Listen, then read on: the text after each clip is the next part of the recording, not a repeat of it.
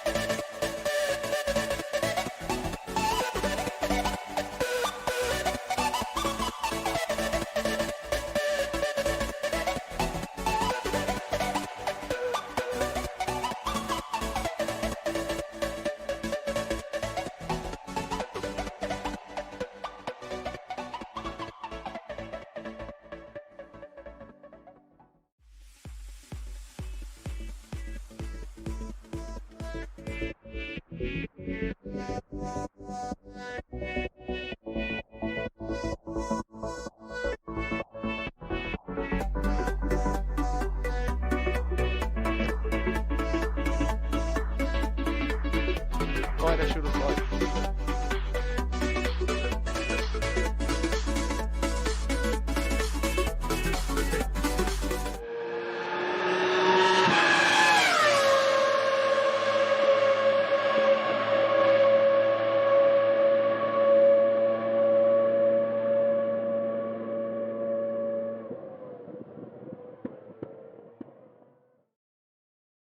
This is GPVWC with the isimrs.com ACR Academy, and we have today a special event. We're doing some online practice all together, some guiding for the new entrant people.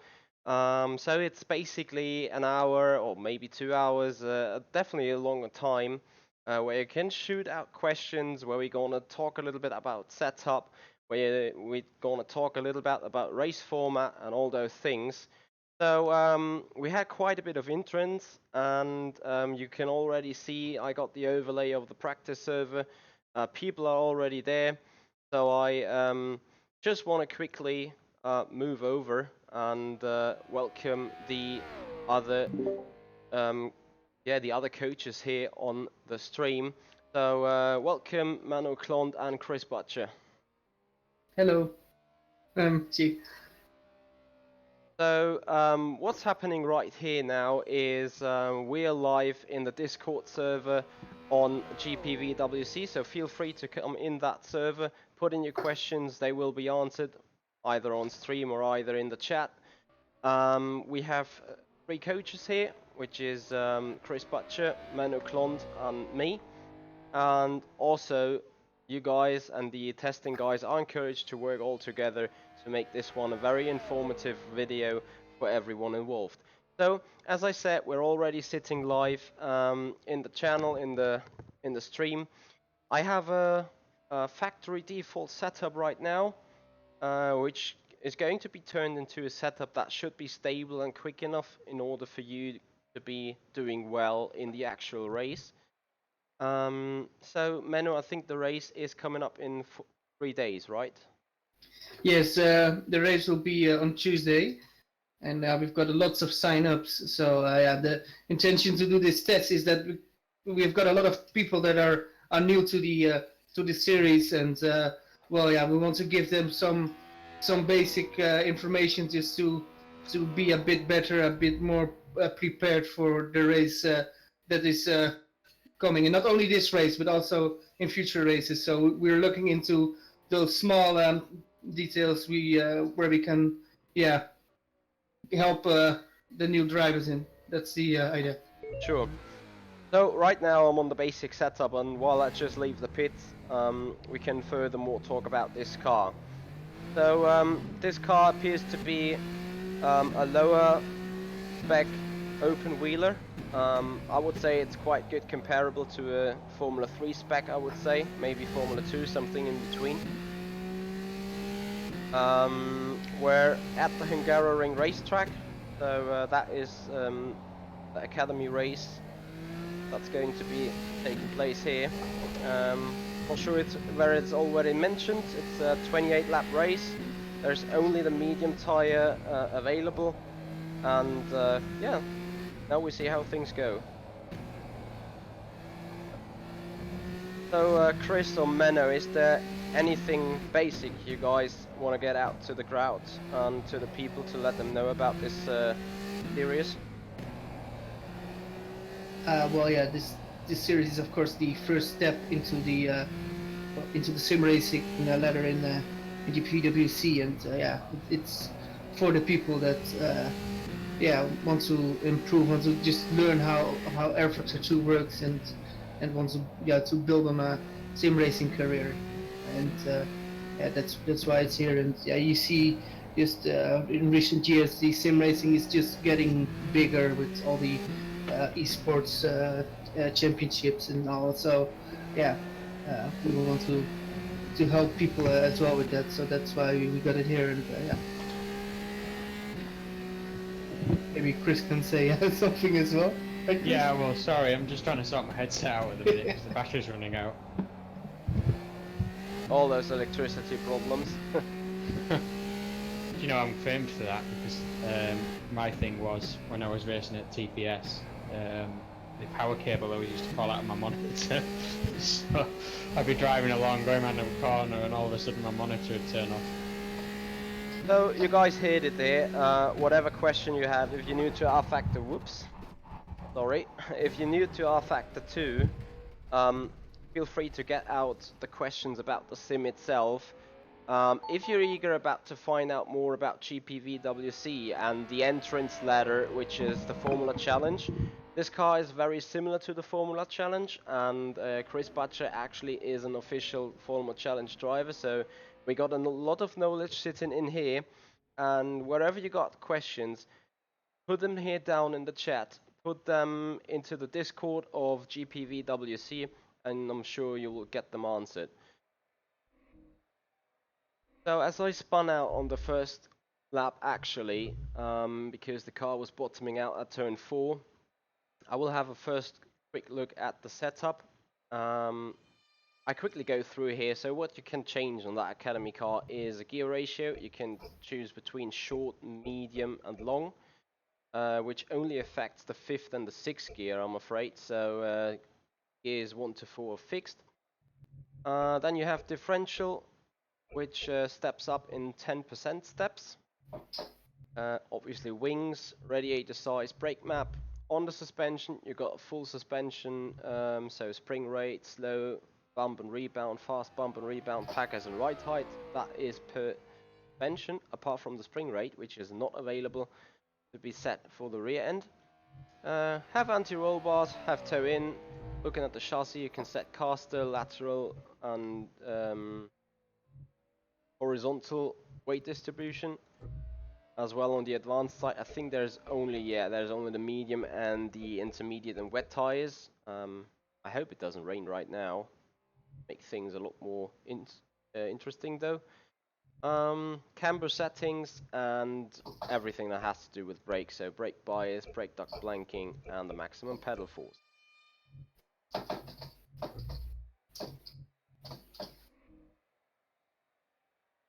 Yes, Cliff, I can. I hope that is fine now.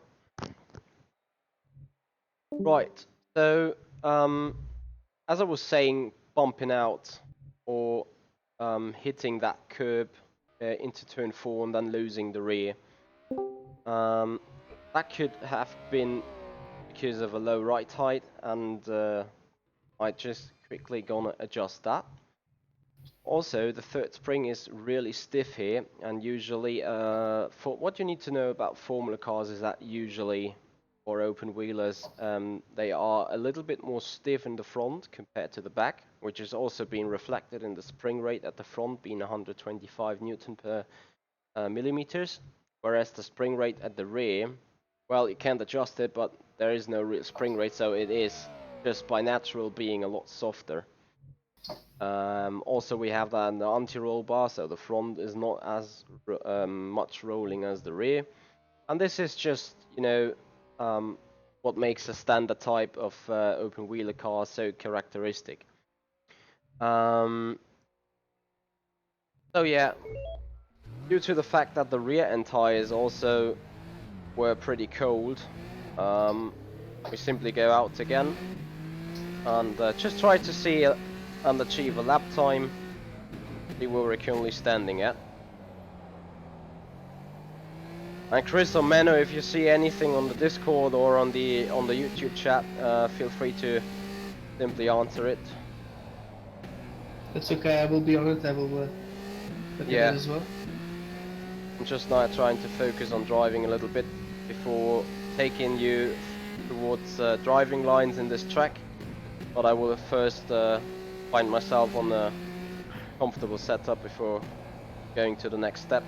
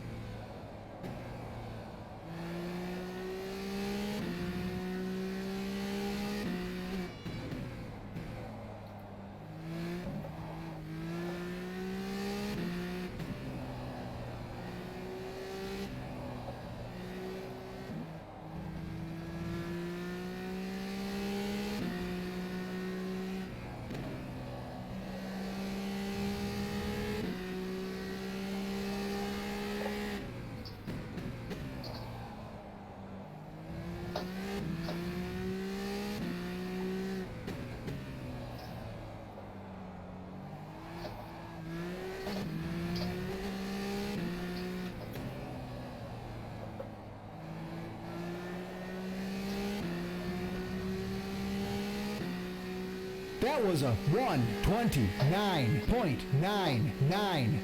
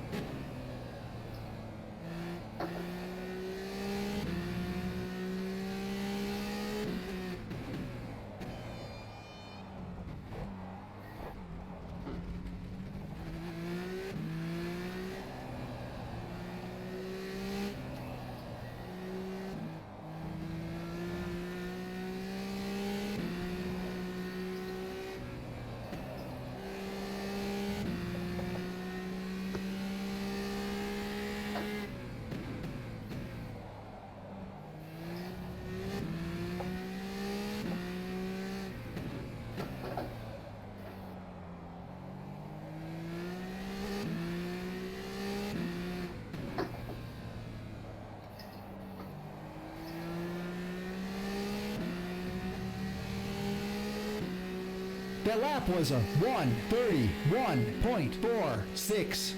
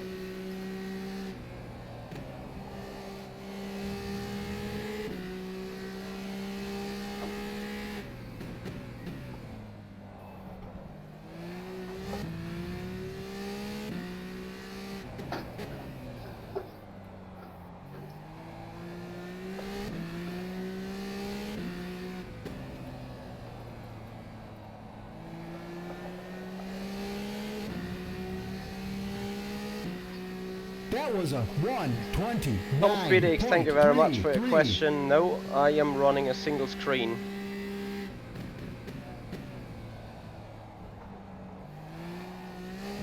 I will also have a question from one of the current drivers in the session. He's asking about refueling in this race, which is upcoming next week. Yeah, that is allowed to refuel during the race. Of course, if you can do it without a stop, it's allowed. But yeah, it might be difficult on the tires during the race, so you might need to stop for tires, and yeah, might go for fuel as well. But that was a question for one of the drivers, and to make it clear, you can do your own tactics, pit early, pit late. It's all possible. Not pit is possible if you can make the tires last. So yeah, that's all a bit what is coming at play. The strategy: will you push very hard and then destroy your tires a bit, or will you just take it a little bit more easy and save the tires a bit for later in the race? That's that's what we are. So yeah, with a full fuel of 62.6 liters to be needed, due to the race distance, probably I would say you at least have to do one stop, because Hungary is a track where grip matters the most, and the grip here is more mechanical rather than on the aerodynamical side. Of course, obviously the car itself and the wings produce a lot of grip, and also contributing to it, but because we have a lot of lower speed corners, it's more the suspension and the tires in combination that produce the majority of the grip, because the car is not going quick enough for the wing to produce that much power. So there we go. That is definitely something you should have in mind. It appears to me that most of the drivers are currently trying to do qualifying laps. Could you guys agree on that? I'd say that looks that way, yeah.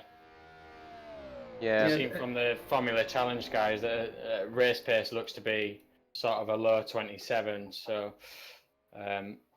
anybody doing low 26s, I would say, is definitely on qualifying fuel. Yeah, so here's a recommendation of what I found out works pretty much in those sprint races. Of course, your qualifying is very important, but many series run something called park for May condition. So whatever your setup is in the qualifying, you have to do it in the race. I'm not sure. Is this a park for May condition race, guys? Yeah. Yes. So yes, there you go. For this kind of reason, I would highly suggest and recommend you guys to work out a race setup that is suiting your tire wear and suiting your fuel consumption and literally everything over the course of the race, because at the end of the day you have to do 28 laps in this car on that racetrack and win it. And if your setup is optimized for just one lap, your tires might fade out after 3 or 4 laps, or the car balance may become ridiculously hard to drive. And yeah, that is why I recommend to always build a race setup rather than a qualifying setup. Ducati, you had just a question of what kind of car I drive. There you go, that it is. It's the GPV Academy car. Sorry, the GPVWC Academy car. And yeah, it's basically a very basic open wheeler, got simple aerodynamics. I would say probably it's around the GP3 or Formula 3 spec car. And that is what you get to drive here in the ISIMRS ACR Academy. So I'm not quite happy with the setup just yet. On the one side it's still very understeery, on the other hand it's still a lot loosey in the back. I also changed the gearing ratio to medium because I believe it's the better choice. I found that the third spring packers are quite high, so I reduced them by 1 click each. And there we go.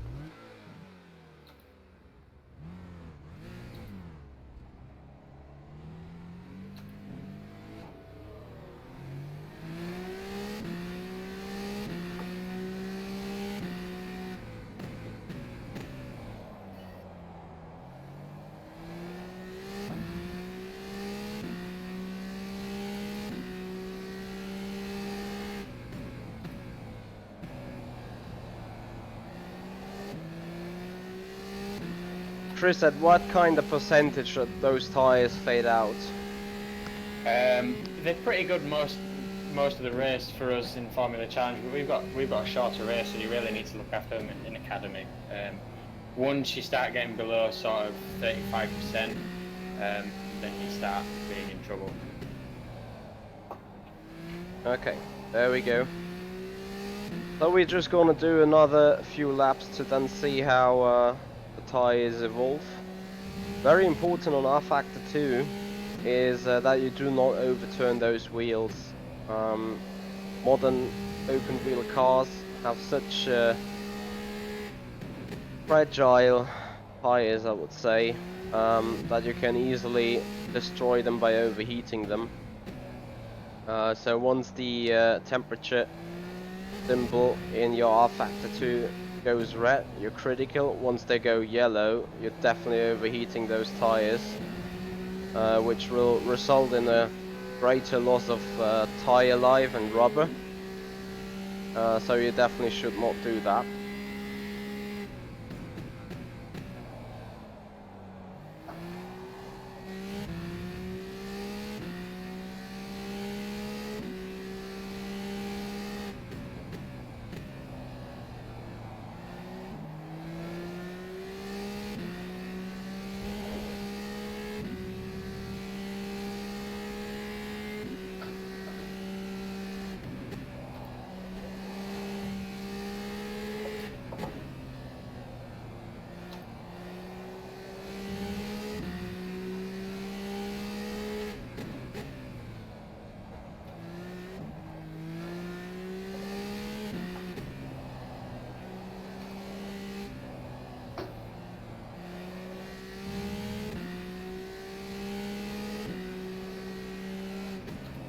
Cliff, you may have to sim sync again. Maybe you miss one package data or something, but I do not know whether there was a major update, but I just sim synced right today.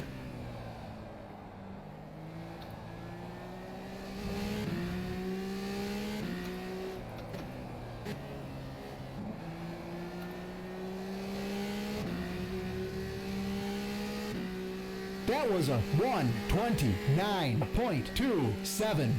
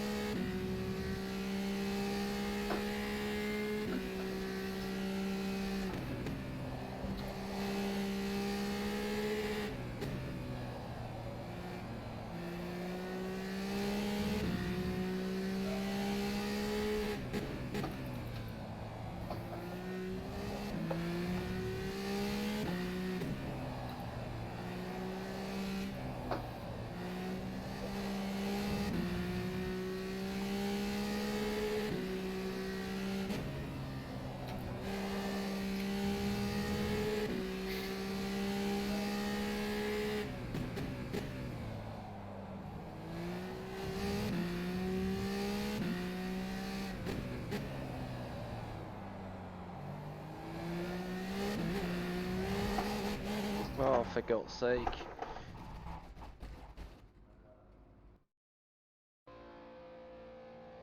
Chris, how much fuel you running currently? Well, I just decided to go out and try some qualifying laps. So the lap time I did was set on 42 litres, which is good for about 25 minutes, which is the average length of a Formula Challenge race. 45 litres. I need to do good work on that setup then. And there's still so much driving in, there's so much time in driving. What I just found out is I increased the wings at the front and at the rear by 3 clicks, but I lost massively top speed. So the car really produces a lot of drag, which makes me think that lower wings could be a better thing. Yeah, I mean these cars are really sensitive to wing changes. What are you running at the minute? Now I've changed them to 2017 coming out from 2623. Right. Okay. I think that's probably a bit more in the ballpark for this track. Maybe a little bit less. As you said before, you know, sort of mechanical grip's a bit more important here than aerodynamic grip. So yeah. So we have to take care about that mechanical grip very soon. But before that, I mean, one of the things to bear in mind as well is that because this is an entry-level car, it was designed around, you know, sort of traction control and ABS being used. So that's one of the things to make sure you're using as well. ABS and traction control. Yeah, we run it on low in these cars. Okay. Yeah, it's allowed, and I think actually the braking will get a lot better yeah, with this car, and that's why the GPVWC decided to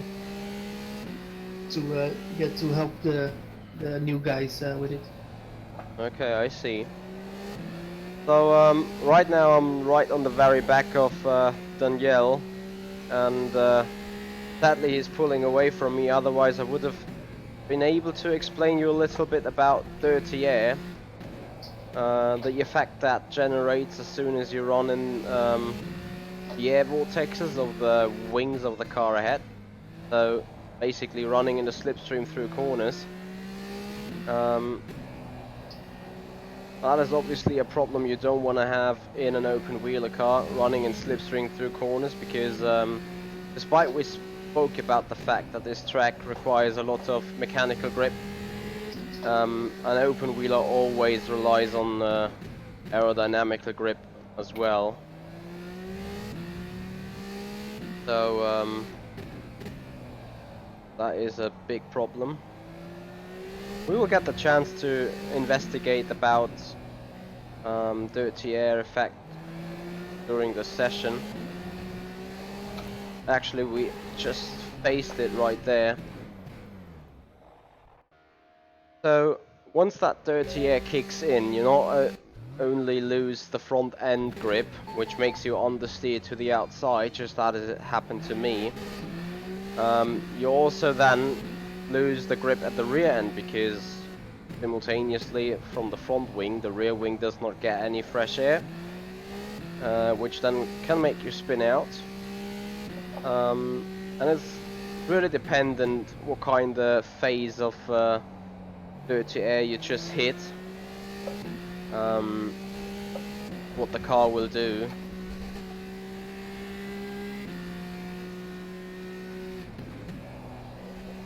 But we can speak about that more later. Because in order to be able to do a good passing attempt on this track, you need to dodge the dirty air for the final 2 turns when being close enough. And I will give you a little bit of an advice as soon as it comes to the point where I'm ready to overtake someone.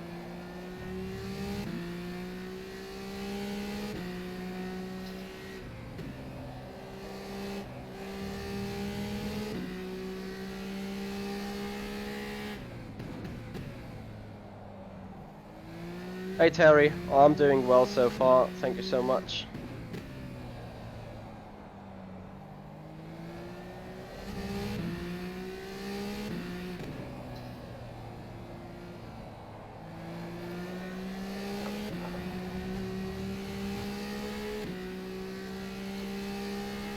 So look, the wings have been dropped down a lot and we just win a good, wow, a good 800th of a second just because of more top speed. And guys, the effect of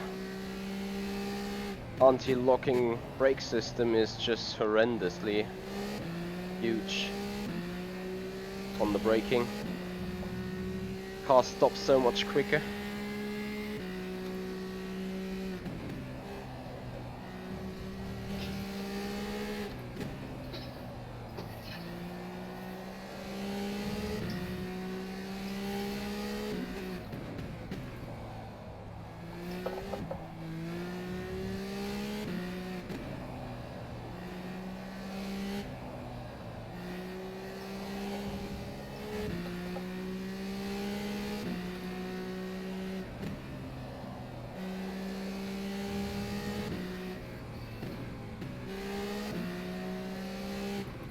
So speaking about that dirty air effect, or maybe I just lost out too much. Chris is right now ahead, so I need to go to the inside in order to have the fresh air. And then I can be right in the slipstream. That is one opportunity to choose different lines. And you see I didn't lose too much. That was a 130. Just out of the final turn. So I didn't go too wide. Which is very important. Oh yeah, commentator's curse, you say.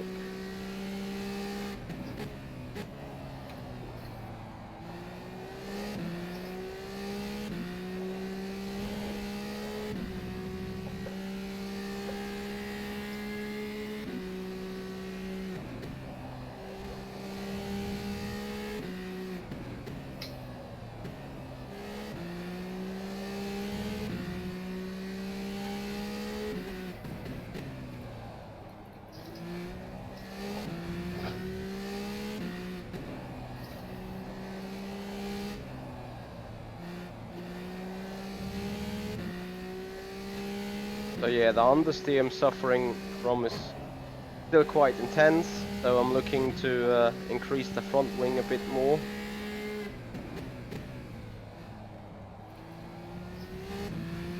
And I'm also gonna make the front end softer because I do need more rotation on the front.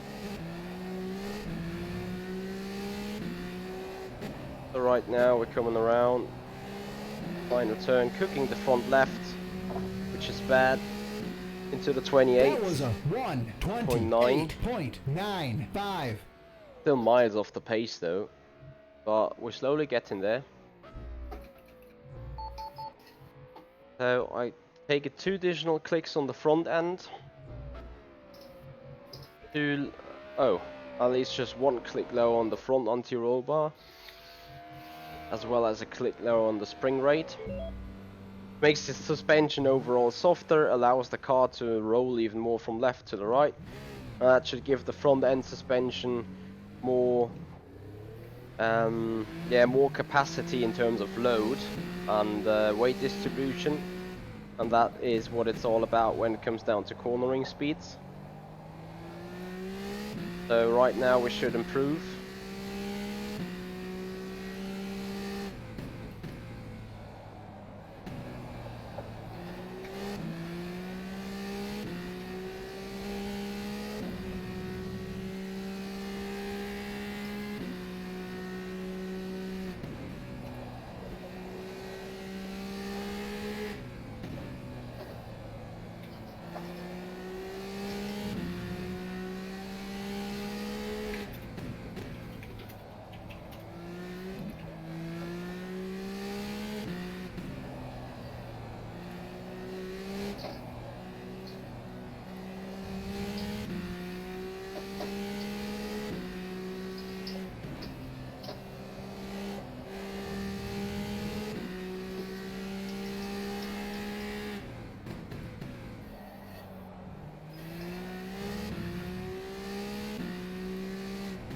Well, we now have more cars on the track. We're now currently with 12 guys in the session, with a lot of Academy cars. We've got a few Formula Challenge cars, which are more or less the same than the car of Academy. We also have one of Super League car currently driving, and that's the highest series in GPVWC. So interesting what the difference will be on a track like this. So yes, that's what we now have driving, and we have some people joining now. Cliff van der Vin just joined, and Andrei Borotovsky joined as well. Now we've got Luke Browning joining, which I believe was a former Academy series driver, already progressed to the Formula Challenge. So interesting to see that it's well, we've got a lot of people, not that many questions, but a lot of mileage for everybody. So that's good to see.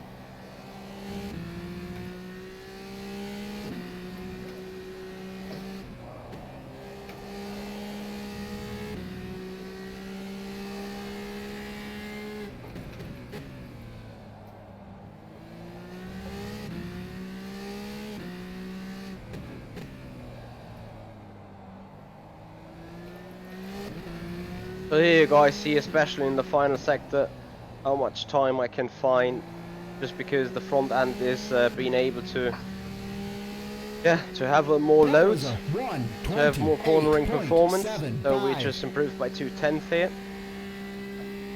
And on a side note, we also managed the tire wear to go a little down, because we're not overturning the wheel.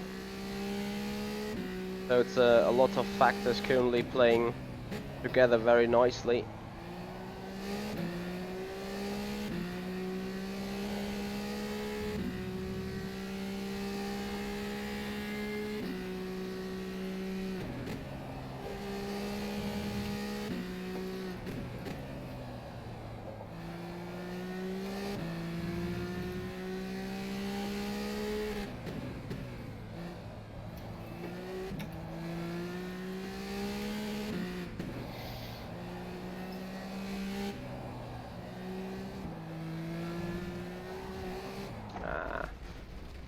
So, I just did something particularly stupid, and I quickly will show you what that was. So, in this track, one of its special gadgets it has very slippery astroturfs that usually have a little less grip, but not as less as we have it here right now. So what you can see, I just entered the Astro, and once I got off completely off the curb, I probably have to start a little earlier. So just right here, something you do not want to do is leave that curb, despite it's been illegal by GPVWC rules anyway.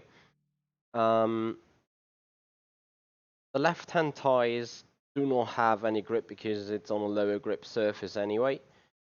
Still yet they have the load. So once you touch that AstroTurf, you are pretty much done anyway. so you don't want to touch it at all.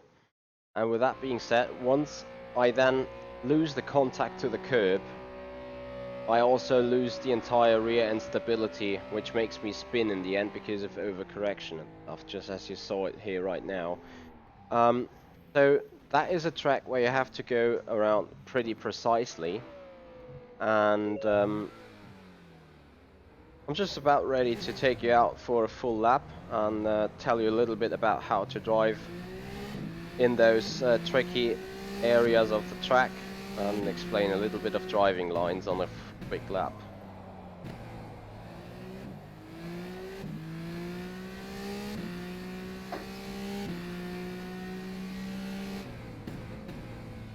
So yeah, Geoffrey Fournier in the chat just mentioned it again. In GPVWC, it's all about the double white lines that defines the track from left and right on the tarmac. So that would still be legal, whereas I can show you something which is illegal. Apart from that being an off track anyway. Just want to let the traffic pass. That is legal, that is legal. Also, this would be legal. And now I show you what is illegal. That is still legal, that is illegal though. So once you get off the once you get off the double white line, that lap is being considered illegal. So as I said, Hungary, a very technical track indeed. But yeah, it has the quickest line obviously, so yeah, we're coming around final turn. Gather out this racetrack in a proper line once.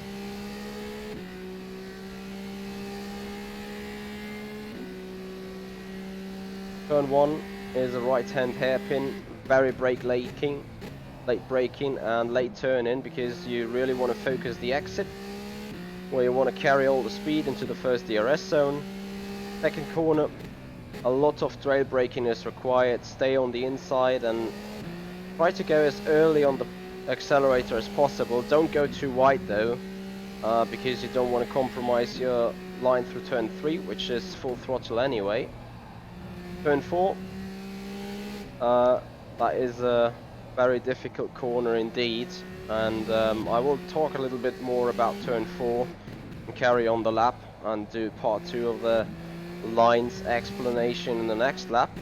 This turn 4 is a very tricky one because the actual apex is hidden, and it's a blind apex corner. There is a little bollard though that marks the corner apex. However, we all saw it in races that this bollard can be taken out quite quickly, and then you still have to know where to brake.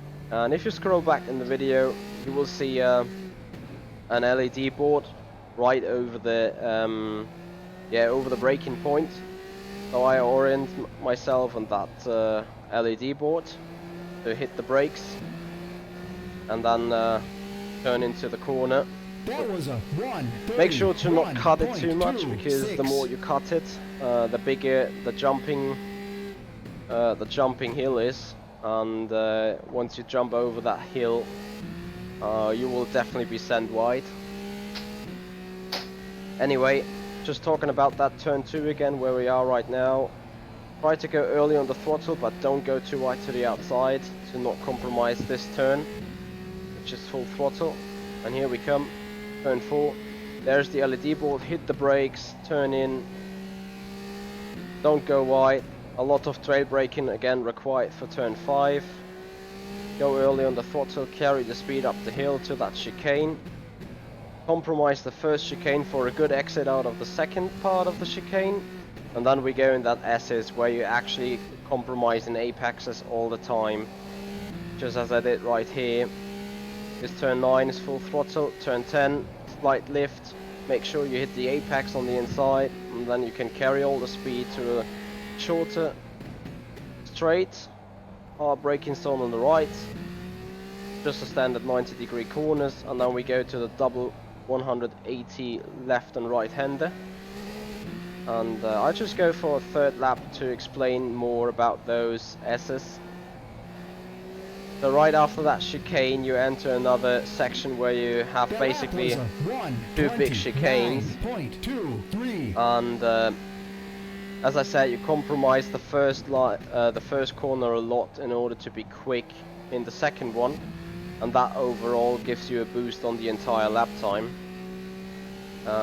So I will explain again and probably drive a little more slowly there. Just to give myself more time for explanations. And also to be able to show you the good lines.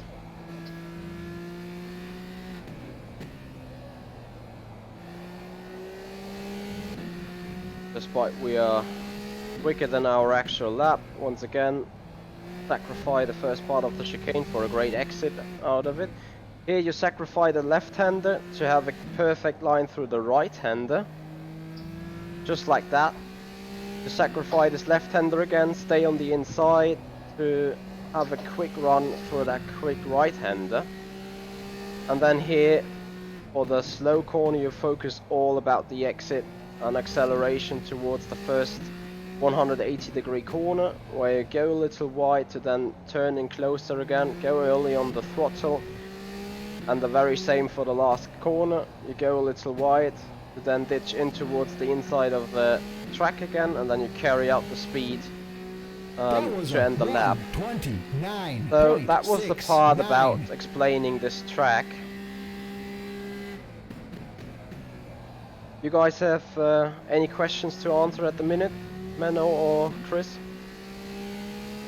Well, yeah, I have a question for somebody. Let's see.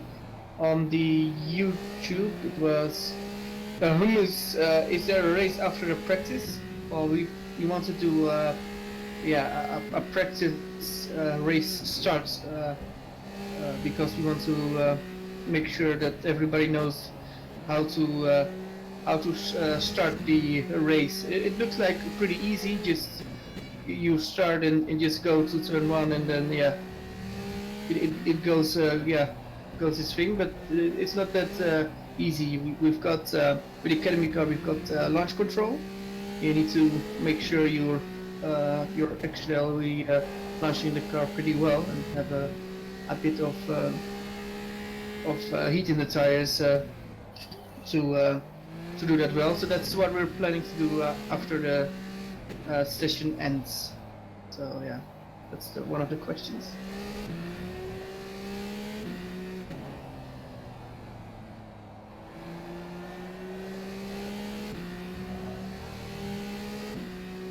That was a 1:28.16. So meanwhile arrived in a low 28, and I'm not sure, but I think I'm catching Andrei Prodorovsky ahead, and if I can close him down furthermore, I might be able to explain more about this dirty air effect, which definitely exists on those open wheel cars right here. Just not sure whether I'm really quicker than Andrei.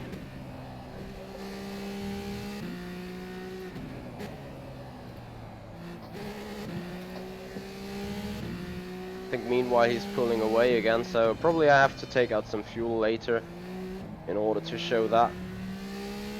Also the Academy car, you said it is similar to the Formula Challenger, but what is the actual difference between it? I think it's actually exactly the same. That's true. It's actually the same, but yeah, the Academy, that's more or less one car. That's the Academy car itself. While the Formula Challenge, you've got 16 teams competing against each other. You've got a Constructors Championship in the Formula Challenge, while in the Academy Series, it's more or less to show that you're ready to move up. So if you do well there, it goes about the success you can get, and we don't have a Constructors Championship here or a championship at all. The Academy series is here to just make yourself notice and just do the first steps. And if you do well, you will get asked to do the Formula Challenge race, and yeah, that's the first step into the sim racing world, of course, as well. Because if you can go to the Formula Challenge, you're pretty sure you will learn a lot from all the drivers around. Because yeah, the Formula Challenge is quite strong. So of course that's aim.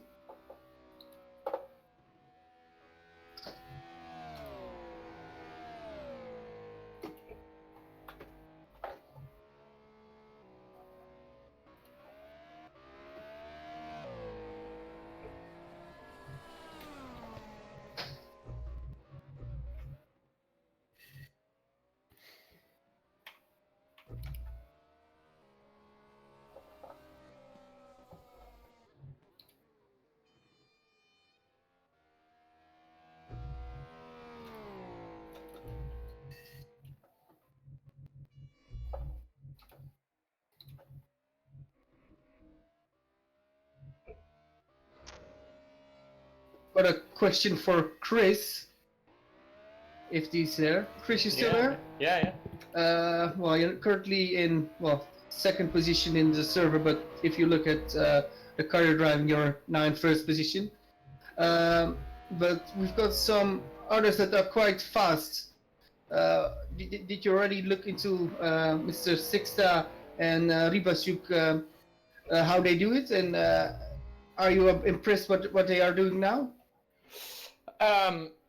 If I'm completely frank, it's quite hard for me to judge at the minute because I'm doing my first few laps now. But you know, when it's not an easy series to just pick up and be fast. You know, it's still an entry level car, but it needs a lot of time and dedication to be right up at the top. So the fact that I'm in my second season now.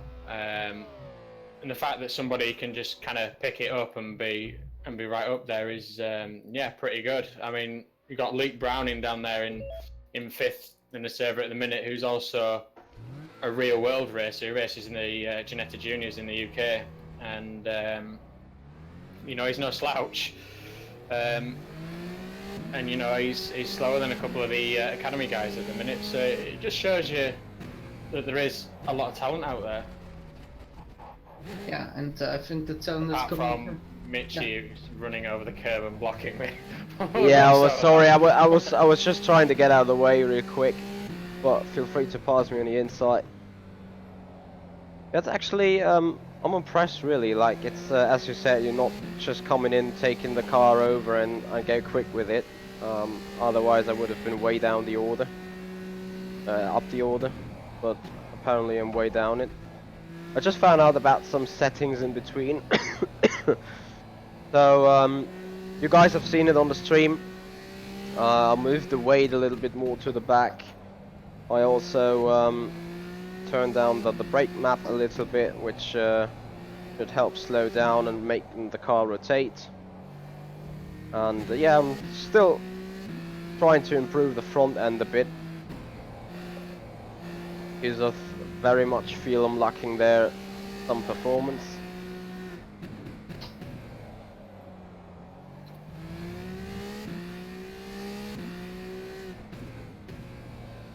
So you said race pace, you're looking towards mid-27s, right?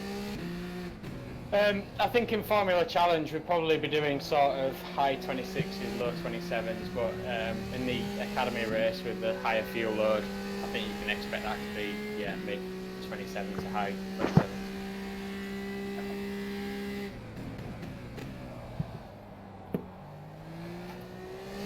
I'm just not quite there yet. To be fair, it's hard for me to get used to an ABS on an open wheeler. To not release that much of a brake pedal towards the end of the braking zone. That is one of the toughest things at the minute for myself, because that's just so unnatural for me.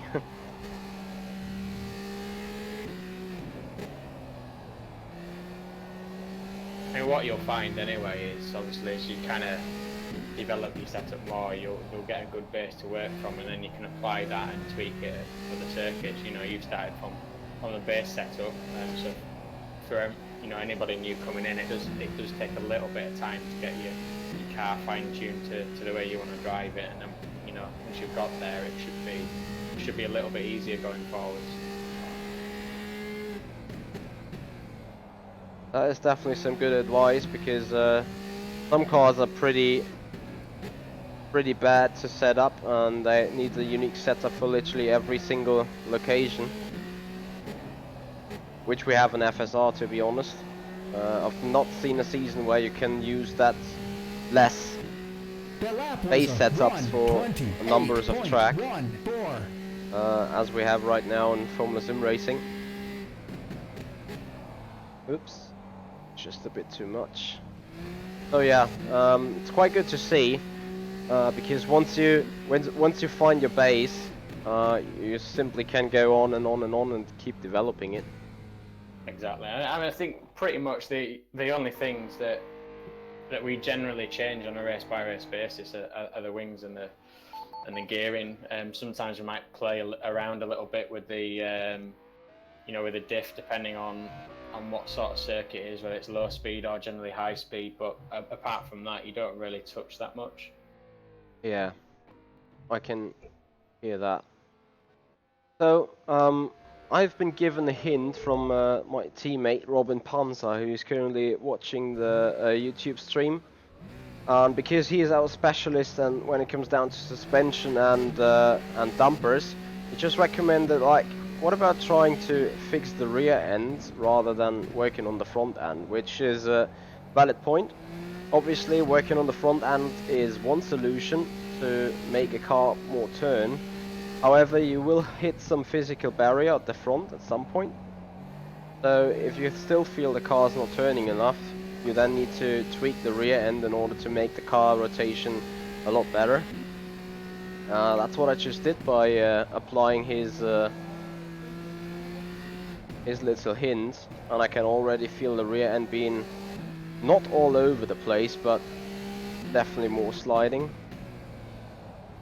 And now I might have just over-tuned the front end to a point where the 5-click difference of the front wing, I'm currently running 22 on the front and 17 on the rear wing, might just kill me. So yeah, I need to do further laps and find out.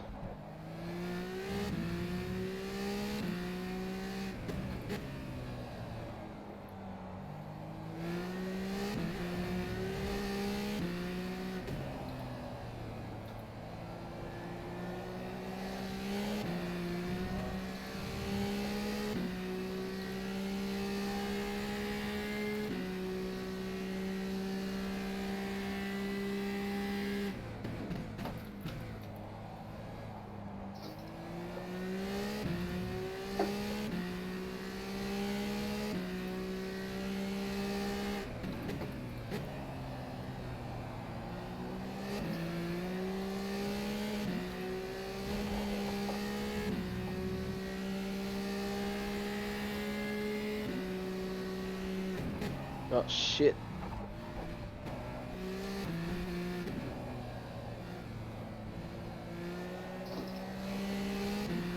Chris, what's your fuel load? Qualifying. Okay. Still, we're running in his dirty air, so we need to somehow dodge it by taking a different line from him. So that just did not went well because of the curb. But what you usually want to do is put your nose towards the inside of the car ahead, so that the front wing is in the fresh air, and the rear wing somewhat will be okay. So the overall car balance might turn a little bit to oversteer, but you can still comfortably do the corner in the very same speed, rather than simply oversteer to the outside, understeer to the outside. Obviously, it does not work in every corner. Like at Monaco, you probably cannot put your car even further to the inside than the car ahead, because walls. But other than that, you should be fine doing so.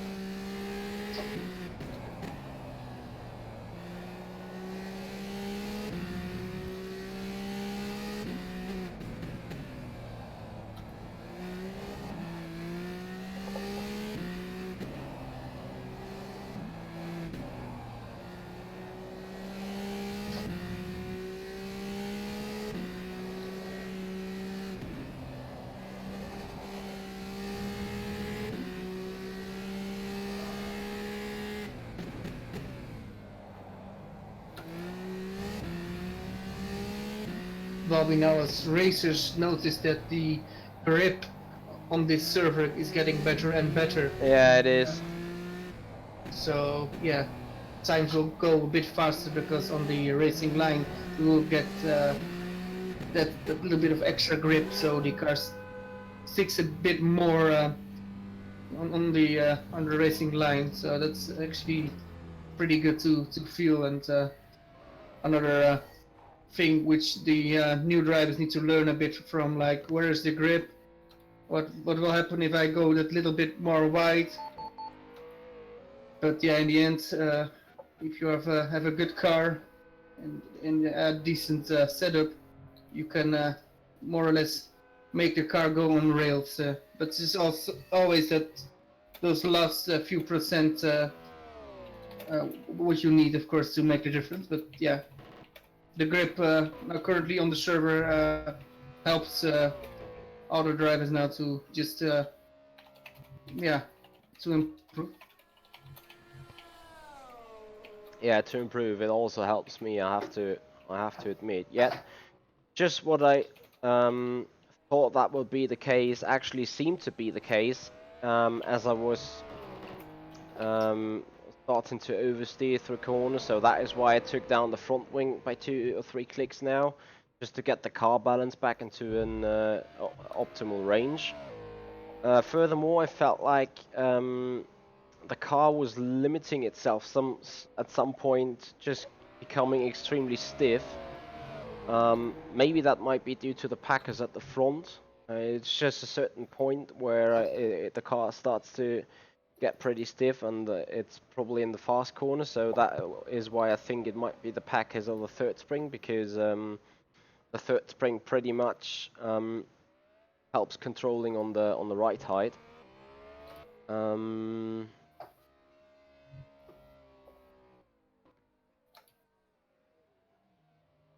So Tony, a very interesting question. And also, Robert, very interesting answer to the thing about bumps and rebounds. Let me find a good device so I can show you what could be an equivalent to a car. Hold on a minute, I'm back in a second. I'll basically take this pencil case right here, and I will then show you what bumps and rebounds are going to do. So imagine, and I'll put up the screen in the big. There we go. Imagine that this is the front and that is the rear. So usually a car is in a little bit of rake, and once you brake towards the corner, the weight is moving forward on the car, so the rear end gets loose, the weight goes all to the front, and the front tire is grippy. So what bounds and rebounds are doing is, bumps and rebounds. The slow bump at the front controls weight movement towards the front when on the brakes. So the stiffer the bump, slow bump at the front, the more reluctant the weight is to move forwards. That usually gives a lot of braking stability. However, you want to have that weight definitely on the front when being on the turn-in, so you have to find a balance there, of course. So once you go through the corner, the weight is at the front, you hit the accelerator, the weight goes to the back, the rear end lowers itself again. And now the rebound of the front controls the velocity of the weight from the front being transferred to the back. And vice versa, at the back, the slow bump is then taking control on the weight movement. So the more reluctant, or say the more stiff the front slow rebound is, the slower the weight goes from the front to the back. And you want to have the weight on the back during accelerations, because traction, as simple as that. And That is only for the slow bump and the rebound. So slow bump and slow rebound control the weight movement of the car. The bump is when the spring gets compressed, so when the weight is coming to that spring, and the rebound is when the spring gets decompressed, so when the weight is going away from the spring again. Fast bump and fast rebound is being used for quicker movements of the spring, usually being caused by heavy bumps or by curbs.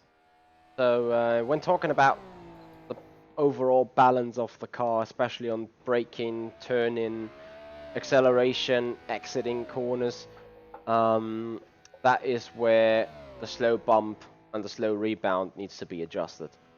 I hope that you guys can somehow now start thinking around how those bumps and rebounds are working.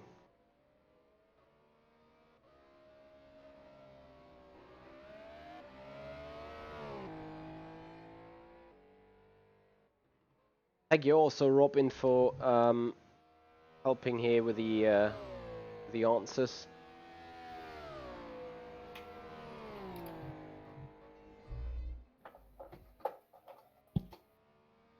You're welcome, Tony. That is what this session is for.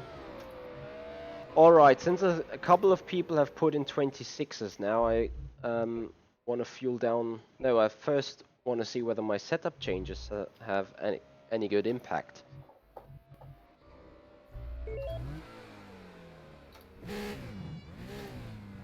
And I think there was a question on the rFactor 2 a message feed. I will reply to that once I am done with my testing of the new setup configuration. So right now I needed to take away the turning momentum from the front end a little bit, because the car was starting to get into a slide, and that is then usually where the traction control kicks in and taking away the power from the engine. So I need to avoid that. And the car is still pretty slippery in the rear end because of the stiff rear anti-roll bar, which basically is good though, because finally the car's turning a lot more.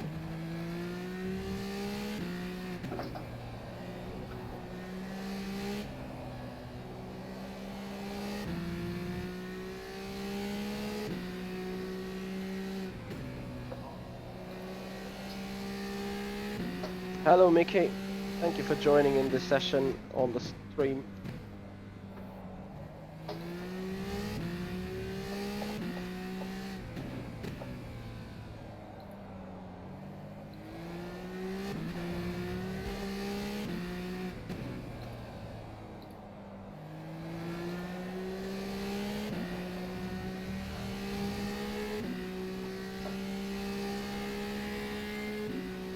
Also, the front wing contributes to the straight line speed,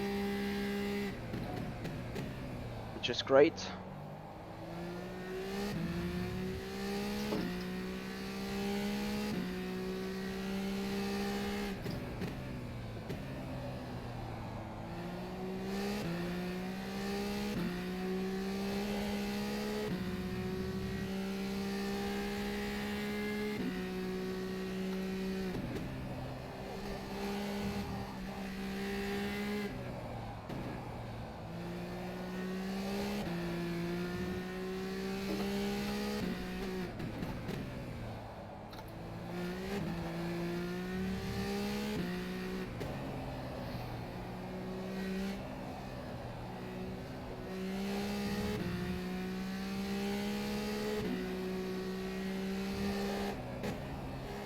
Yeah, wrong approach to that one.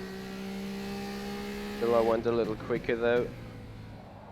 Broke way too early for this.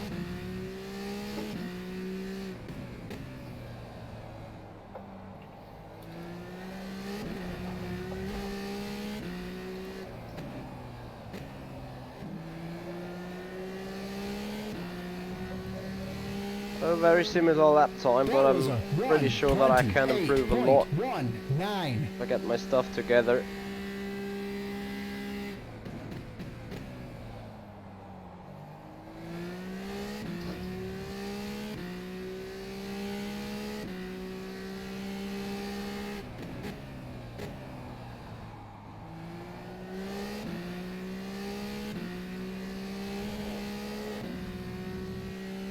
If I just don't slide through turn 4, that will save me a lot of time.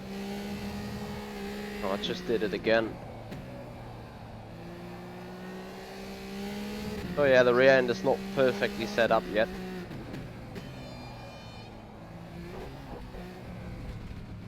So I abandoned this lap. That's probably the point where I need a little bit more weight in the rear. So, or a little bit more rear end grip, which I could afford by lowering the rear end again in order to make the diffuser more powerful. And furthermore, could, as we were just saying, increase the stiffness of the slow rebound in the rear so that the weight keeps a little bit more in the back. We don't want to change anything on the front end because that is good right now as it is. Other than that, we can do the third spring, the rear end, a click softer. There we go.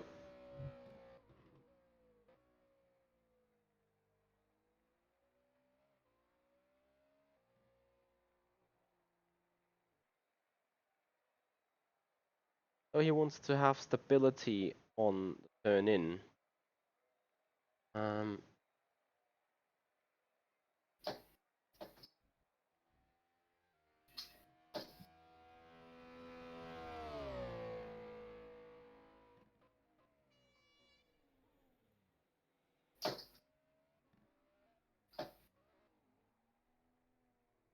The stability. So Andre just complained about having a good turn in, but a bad stability. That is when the front end is being able to carry more weight or more speed through a corner than the rear end.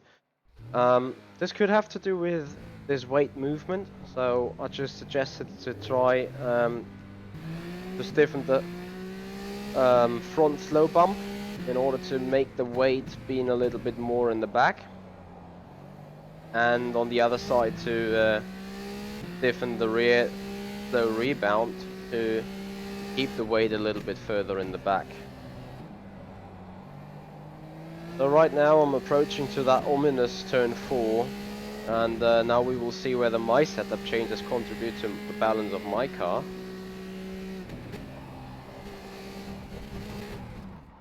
Yeah, quite a bit I would say, apart from the spin. I'll just take a fresh tyre. So right now the car has turned from a bit too oversteery into nearly too understeery. But I want to hit the marks first before further changes.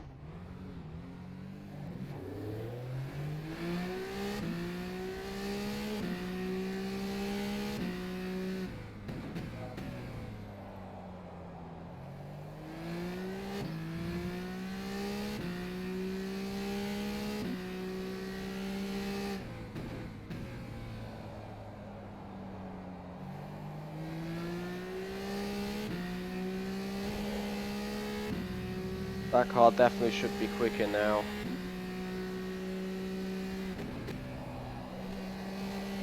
Yeah, a lot better. It's still not perfect, but as you have seen, a lot more controllable.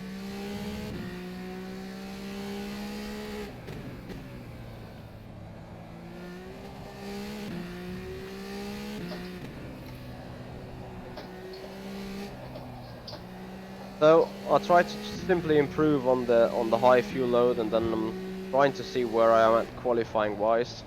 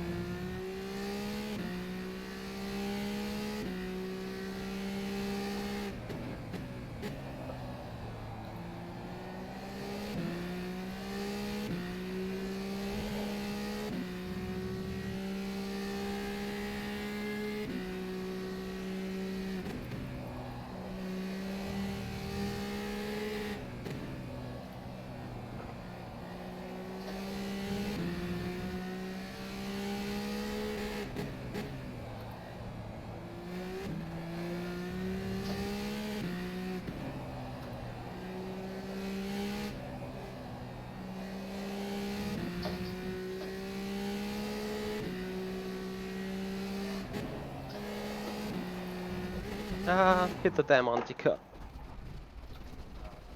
Kept it out of the wall though. So right now I'm very close to the point where I would actually be happy. I want to have a little bit more weight in the back. I want to have the brake distribution a little bit more to the front. Sorry, also to the back. A little bit more braking power. Other than that, you can see right here that the camber in the rear end is quite low. But it's nearly maxed out here on the settings, so that's an interesting thing to see. Front camber I don't want to over exaggerate though. Just go a little bit more into the minus. Other than that, the rear end usually still bumps out a bit, or it becomes very stiff, so I remove the packers furthermore. The front, yeah, on the suspension itself, the packers are pretty much on the lowest possible setting. Oh, I need to put away that replay thing that keeps causing the delay.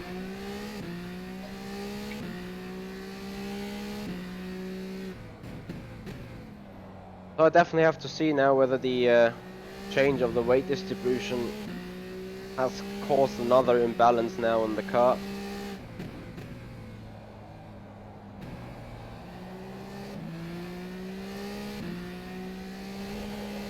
I think right now the car could step out at turn 4 again.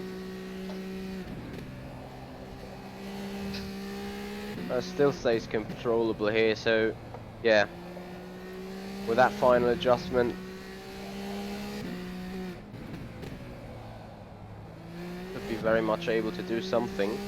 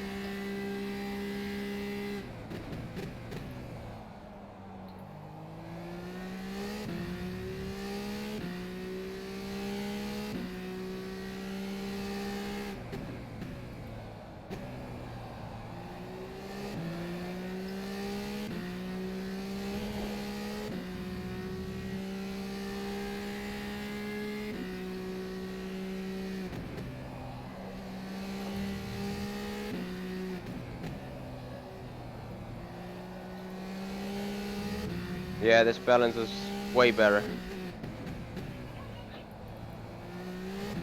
Definitely a lot more to my liking.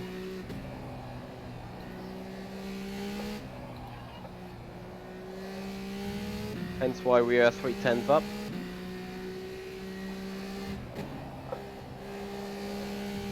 Didn't go wide here this time.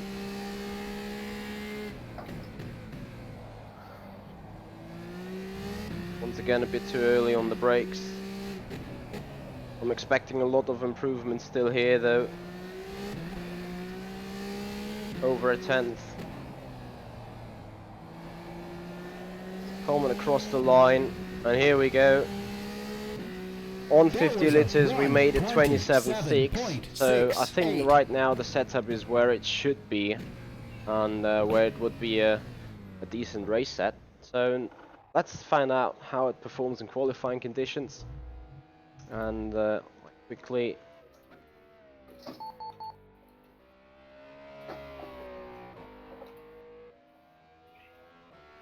save the name of it. And then you guys set 10 liters for qualifying, right? Yeah, something around that.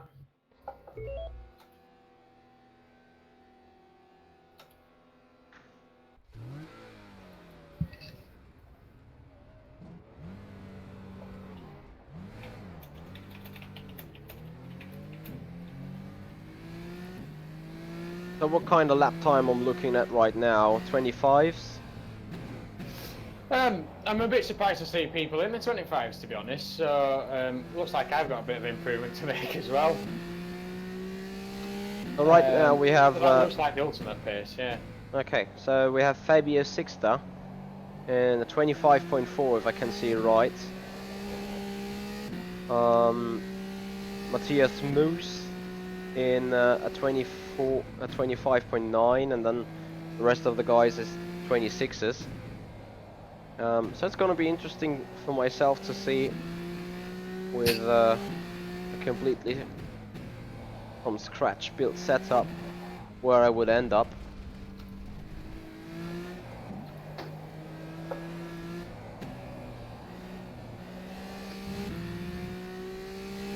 Yeah, we must say that Mr. Sixta actually has a very good time, so that's actually very good from him to do that. So he looks more than ready for the race of next week.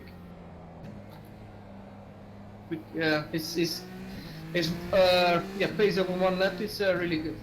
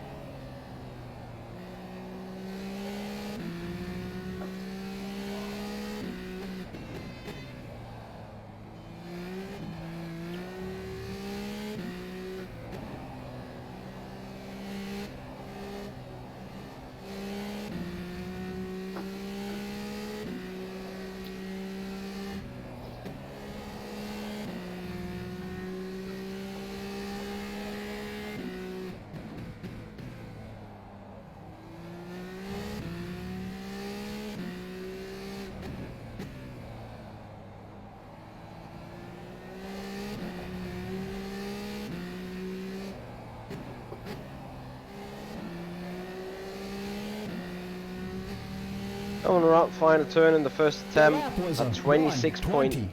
1:26.58. Still got 5 liters to spare though. You guys run multiple laps on the qualifying? What would you suggest, or what would you recommend? Ordinarily, your first lap is the quickest. Okay. So for qualifying you may want to go down to 6 liters then. I'll just mainly go again with putting myself into 7th position on the grid. Have a quick look. Well, he seems lacking a bit, Fabio, but might also be my rFactor, I'm not sure. So yeah, 25.4 is extremely quick. However, it's just what I said, you know, at the end of the day, he needs to have the setup that also works in the race. And obviously you could trim your setup very much down to 1 lap pace.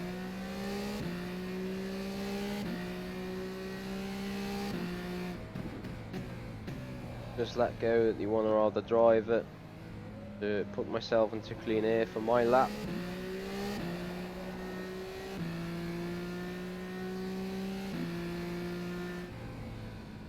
So that's always you have to remember.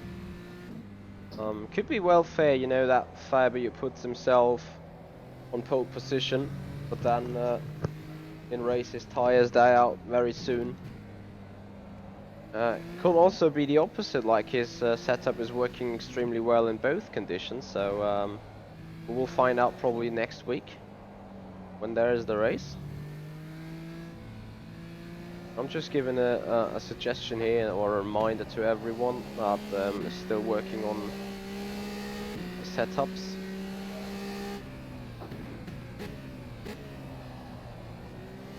But you should consider your setup being ready for the race rather than only for qualifying. But I'm sure you guys are experienced enough to know that as well.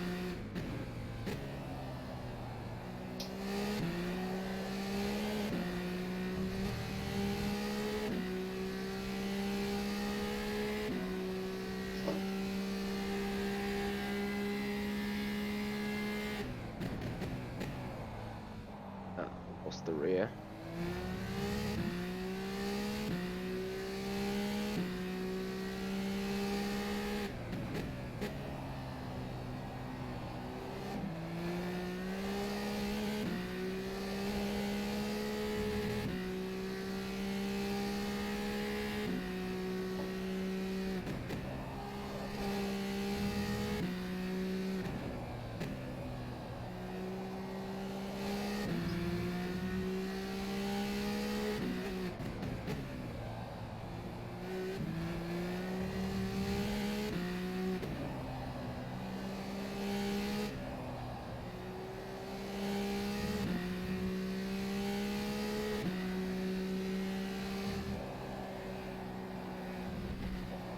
I'm still trying to balance the car in the correct position. Can do a lot here with the brakes.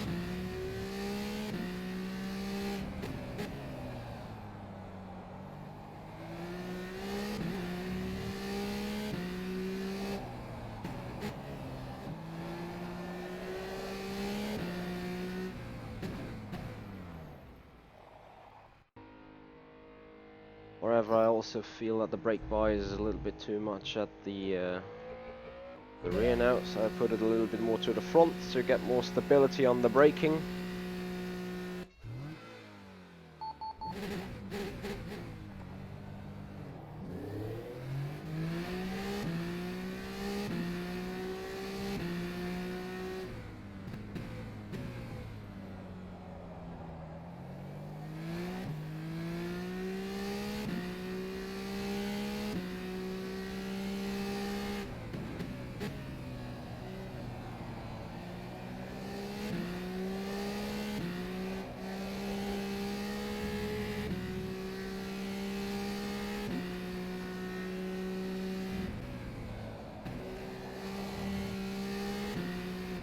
So Menno and Chris, you got anything particular you want to add right now? Something you find out that might be interesting for everyone to know? Well, what I found out now is that I tend to, myself, when I'm driving, I want to take too much cornering speed. And that's of course a bit natural because you want to go as fast as possible. But yeah, you really need to make a good line through every corner. And what I noticed is that the key of at least driving this car is not to brake, but also to let it, well, to let it rest in between corners, like not to press your throttle, not to brake, but a little bit in between, that you can play with your throttle and your engine braking a bit so that you're going faster. That's something I just found out, and this is very good for the car. This is what I wanted to add now.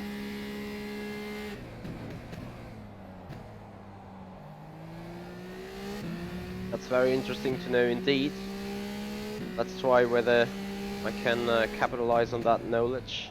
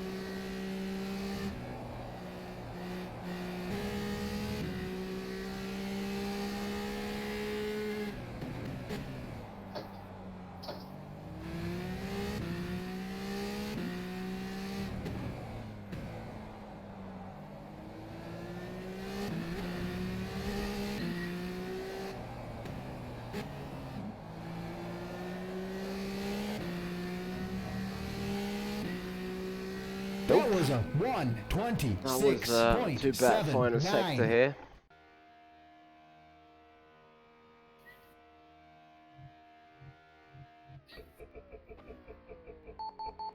Also should lower the tire pressures, I believe. That should also be a major thing.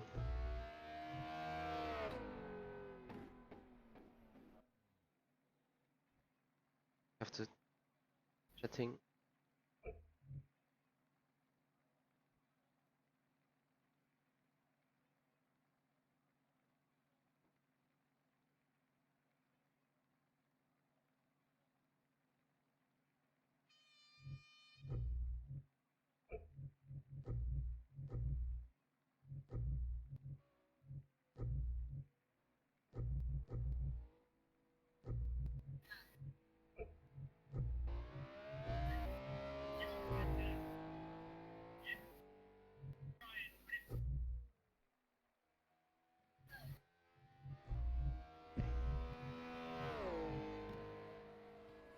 Something on the wheel was not set right. Bad though.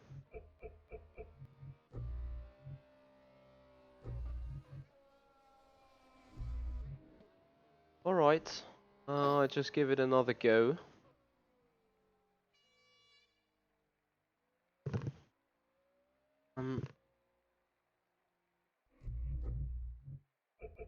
I really forgot to lower the tire pressure, something that really works well on rFactor 2 usually. So I'm not sure whether it's gonna be a straightforward improvement, but literally with lower tire pressures things should go well and be a little bit more grippy. Not sure whether it will change a huge amount of lap time, but we're going to find out very soon.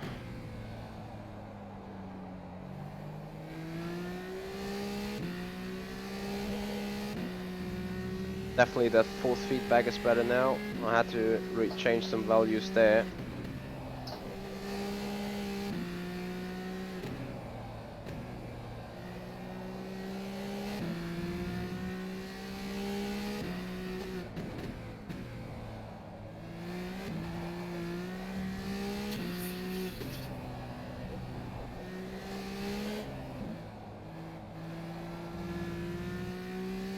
Car's fun to drive though, I can really recommend it.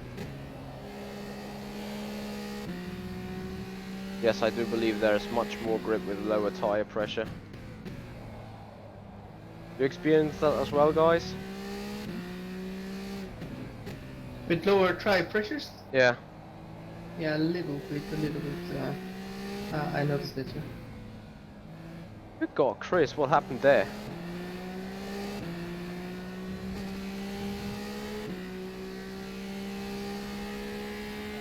Oh, forgot to open DRS. Oh, we have Chris now leaving. Yeah. So yeah, we two are still there. Let's see, do we got anybody else in here? So we got Craig in here. Craig, you still there? Yes, I'm still here. Yes. Well, how you're doing the test right now?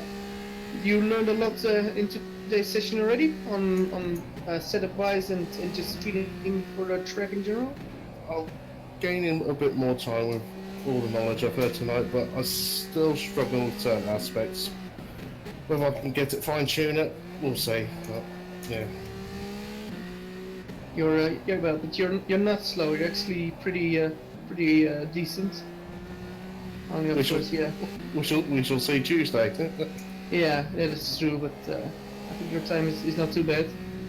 But of course, if you look at others, they're a bit faster. But yeah, it's also a bit about the tire wear, of course.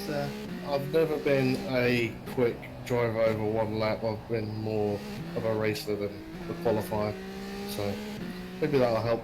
Who knows?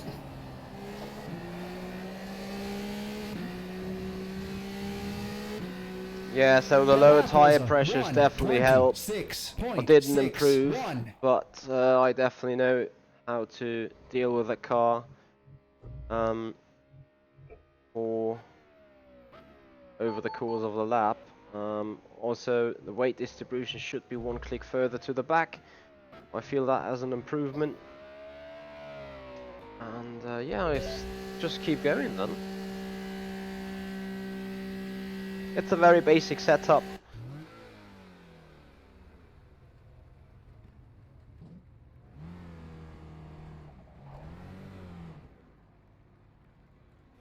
Broke my suspension on the way out.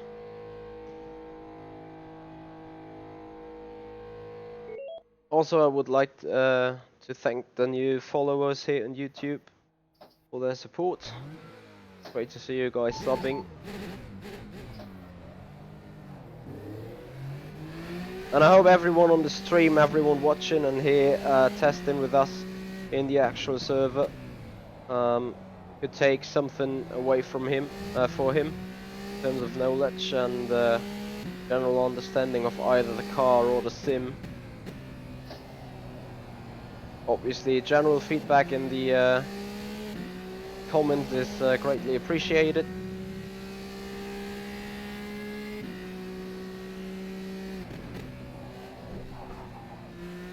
Don't take that bump on the curb.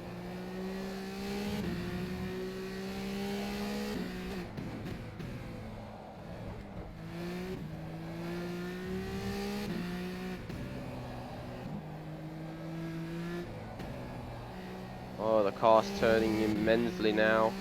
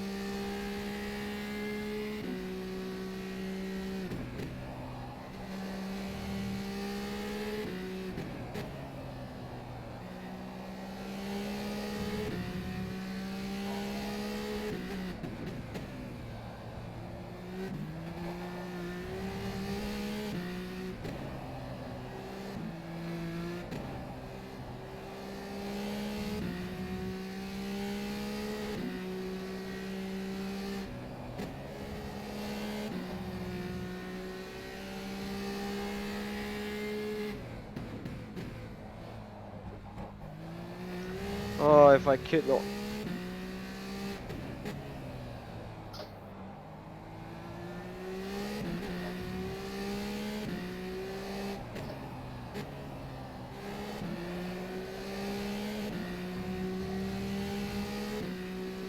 The lap was a An improvement with a big mistake. 1:26.1. Flap, you just asked whether I'm uploading a setup somewhere.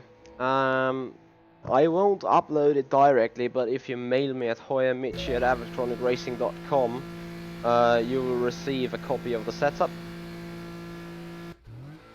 Oh, I want it. There you go, just leave me a mail so that I can send it over.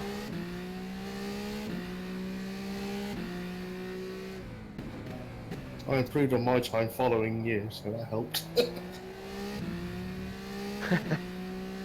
Well, it's a valid point, isn't it? Yeah.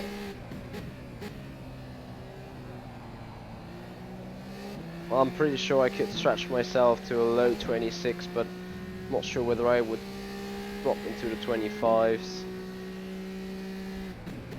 I still feel like there is so much more time in that car, I simply cannot extract.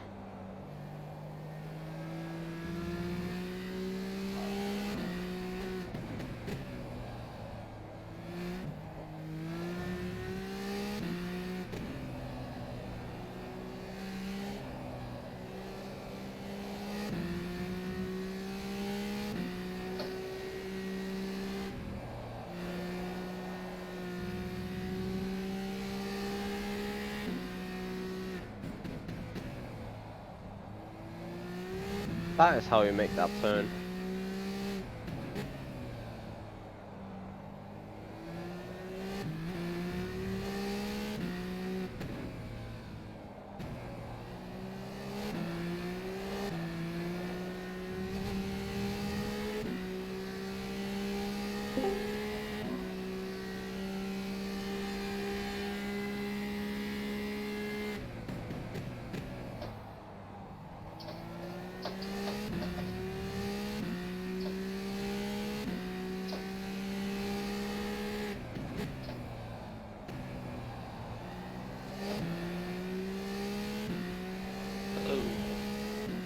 Hello. Hello.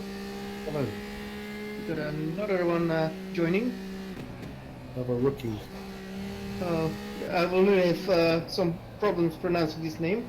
It's Kasif Iftikhar. Is that more or less how you pronounce it? Pretty much. Oh, welcome. Thank you. Would really like to, well, break my tongue while saying get in by the broadcast, but yeah, welcome, and yeah, we're just in time for some laps. To open this test session.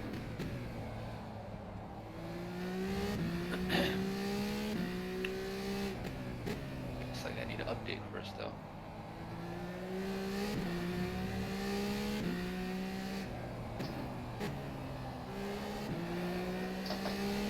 Oh, just as I told you, the mistake is done. Well, not The done. lap was a A 26.2. Puts me into third overall, as you can also see on the streaming overlay with 2 personal bests. Yeah, rub it in.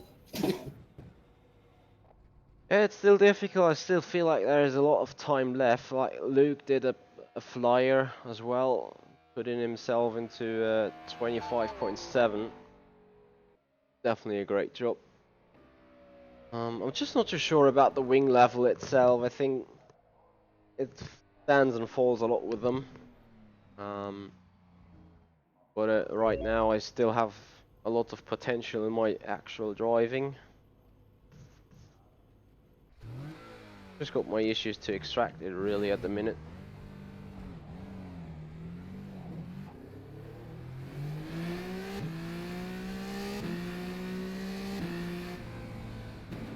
So we just got 14 minutes left in that practice session.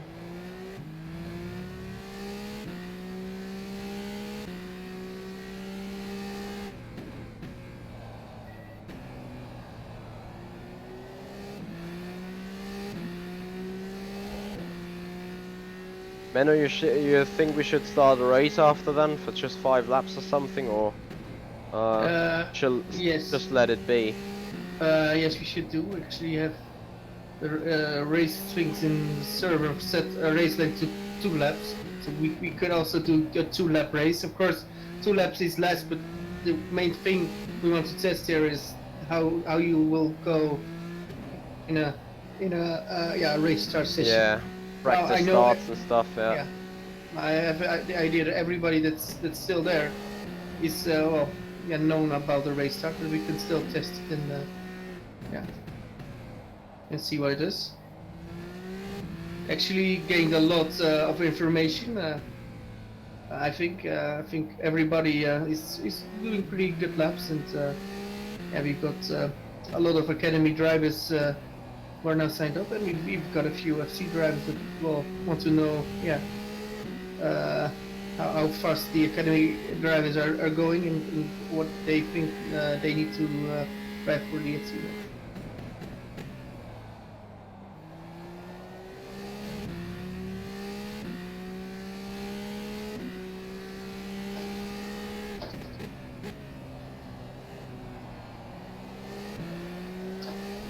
Not too much here, but I just want to find out more about this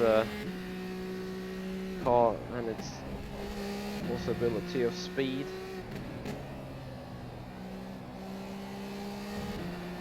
If that doesn't work, obviously.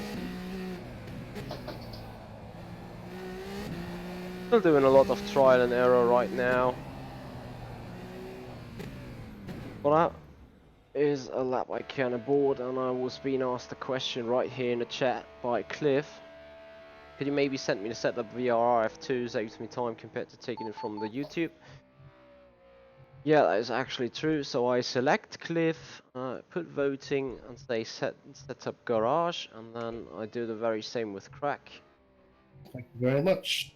There we go. So that is the setup privately sent over. It's not like the other guys are not allowed to get it, obviously, but that was just to show how you can send setups over over rFactor 2 in a private though, so that not everyone gets a copy of it. So just a little bit about rFactor 2 insights. As I still believe I could do a 25.9 right now as it stands. It's just yeah, after 2 hours of driving, get that stuff together.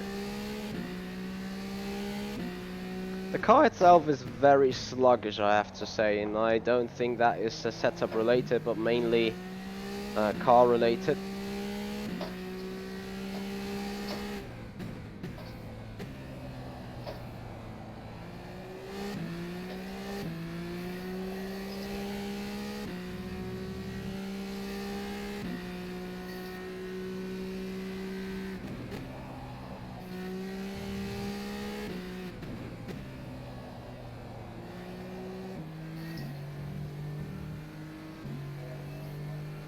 We have some more joining. We now have Enno Zubin joining the server as well.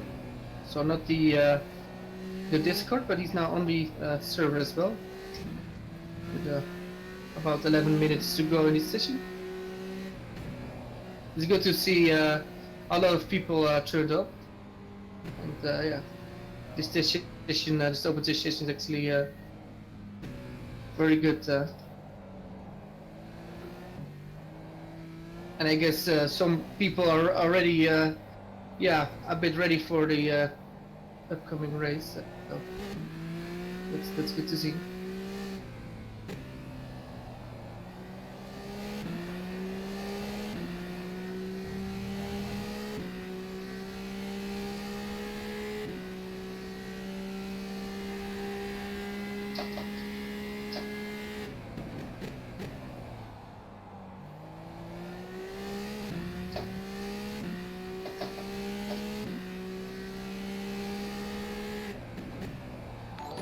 Ah, I should have turned in earlier.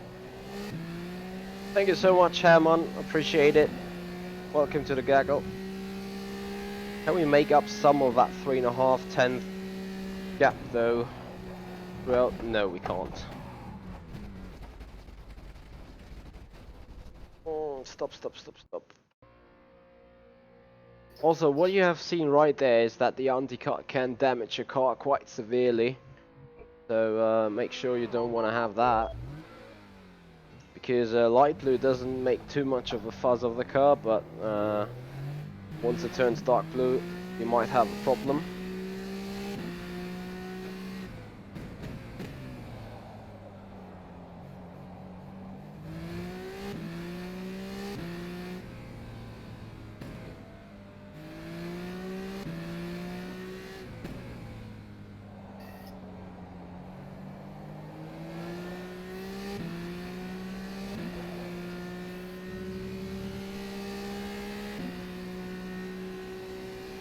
Hey Tiki, I have a Logitech G29 in place here. I'm using a Logitech T29 as well. What you've done about the brake mod? You're using the standard brake? I'm still using the standard brake. Yeah. I got rid of that at the very first time before even taking it out. So the first thing I did, I opened, well, I got the pedals, opened the case, removed the brake pad, swapped the clutch with the brake, and now the actual clutch pedal is the new brake pedal and stuff like that. So I'm basically on G25 pedals from the behavior. Yeah, the brake is really well, heavy, but yeah, if you Yeah. get used to it, it's doable. Yeah. Yeah, depends whether you want to get used to it though. Yeah, that's the thing, of course. Pretty bad turn one.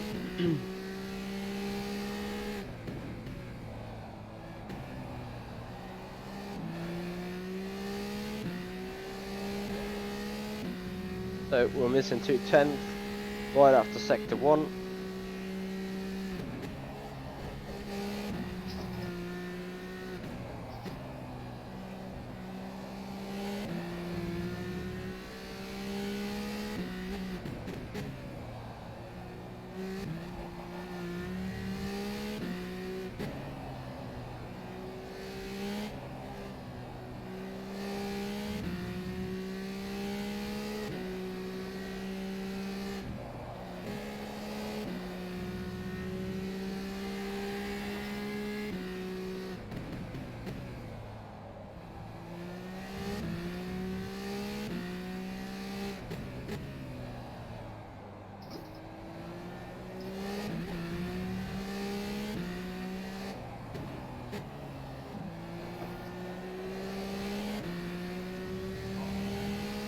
Wow. The lap was a 1:26.20. So we not only caught up to 10th, we also improved a bit further. I don't know why it is saying we got 3 green sectors here in the live timing, because that's simply wrong. The first sector was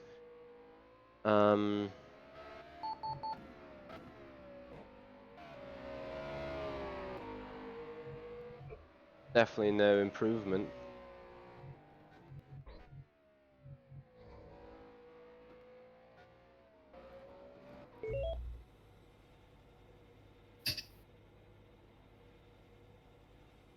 So we got 5 minutes to go. The fact it's interesting, isn't it? So I turned up the first sector to be a plus 0.204, 0.205, and right now I'm sitting in a 26.2 flat.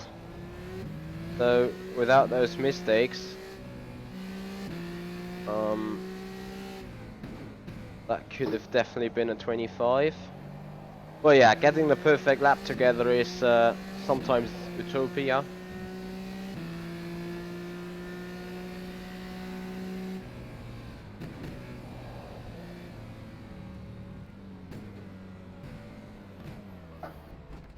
To get out of the way. Oops, someone else.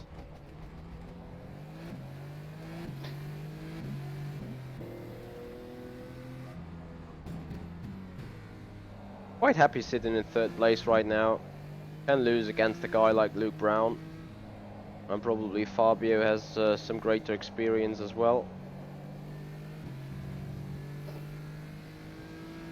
But at least I wanted to get into 25s.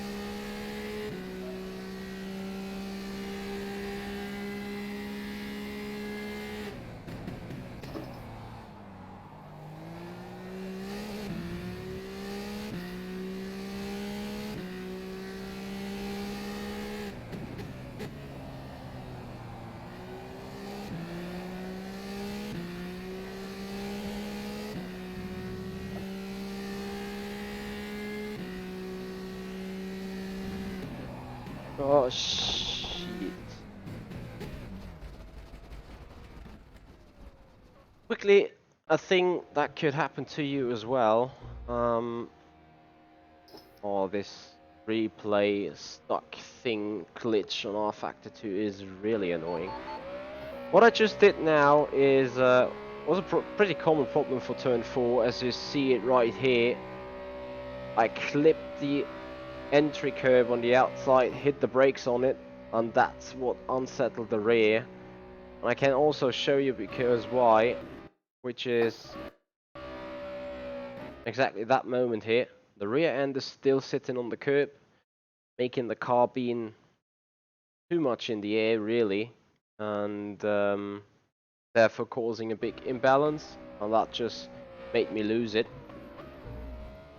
So yeah, that is on that note, and I do think I just got one final try left.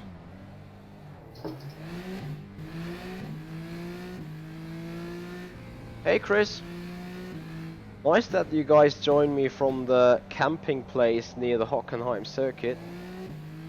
How was your day there at Hockenheim race circuit? As you're a Hamilton fan, and I do know it, I do rather not ask how you liked the qualifying. And I'm sorry for the spoil.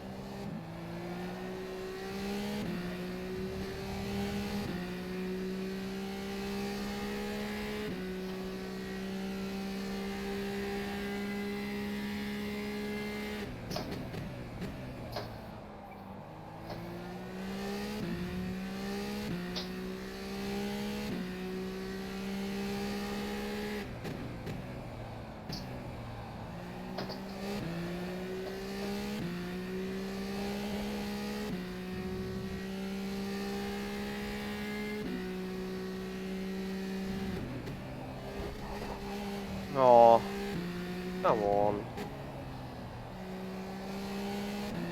Please watch your mirrors there.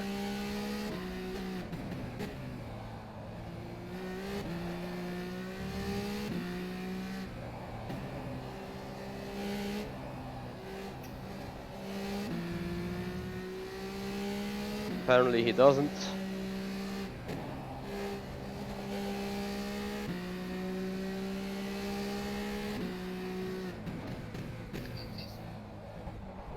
So, yeah, that was me 3/10 down, and now I can at least show you what I mean about dirty air. Well,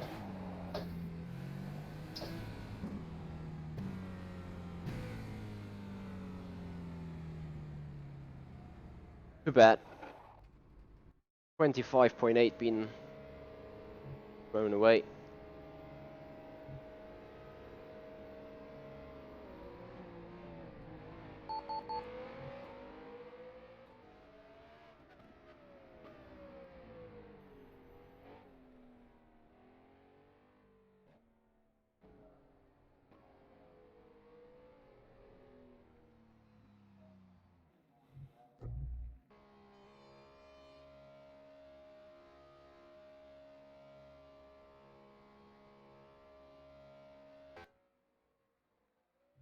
As we go ready for 2-lap race, we quickly will save the setup as being final.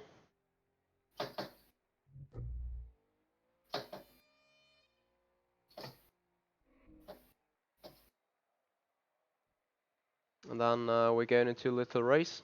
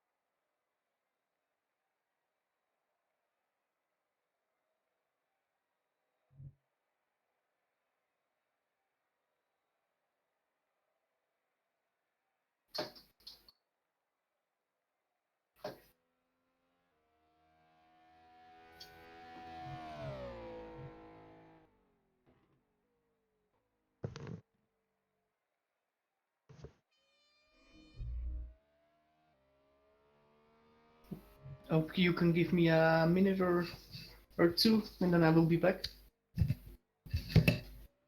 Okay, we just try that session to be finished before hopefully the server decides to move over. At least gives me the possibility to grab some coffee and show you something very special. Since we are here sitting in the iSim RS practice session for the iSim RS ACR Academy series, you can become a supporter by this of this series by getting your own ACR gear on, and sure whether I can easily show it to you right now, since yeah, that is giving me a bit of a problem. I will postpone that to afterwards, because if you are visiting the following website I quickly put into the chat here, you will scroll down and find a t-shirt with the logo of the official isimrs.com ACR Academy. So if you want to support the academy, get your official gear on, get your team wear on, feel yourself being part of the group, being part of the entire event and series.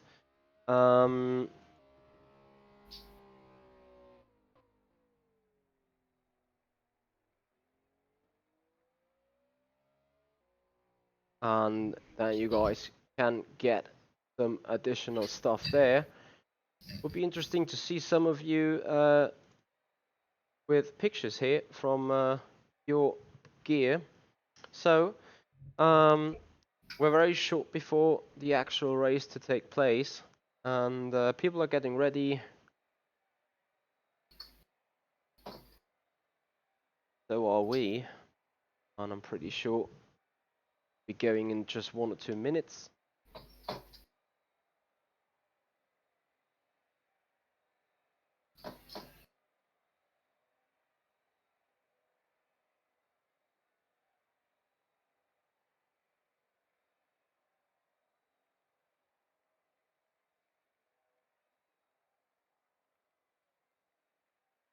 Also, chaps, if you like what you see and be interested in that ACR or in that iSim ACR Academy,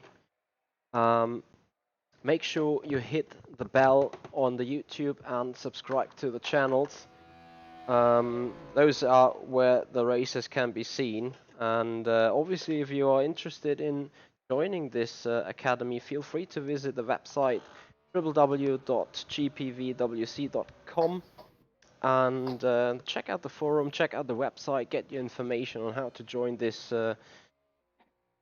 Academy League, and then you can prove yourself against other Academy drivers and maybe be one of the happy guys being able to join in the team and get a sneak place in the actual Formula Challenge or something different. So yeah, if you want to look forward to that, feel free to check out those web pages. As I think, Menno, are we ready to go? I'm ready to go. So Where is the? I think Crack was asking for a minute, or was that you? I was asking for 2 minutes. Yeah. So So I think then we're ready to go to race now, right? yeah. Let's start the call vote then.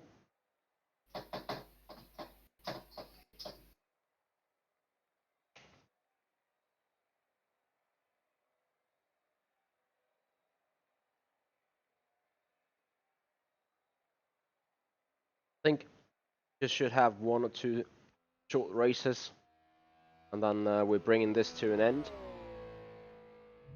Straight to race. I think you can have just 1 restart anyway. Progress. Right, it seems like that this server. Oh, there you go. Vote has ended. Thank you. Putting that forward.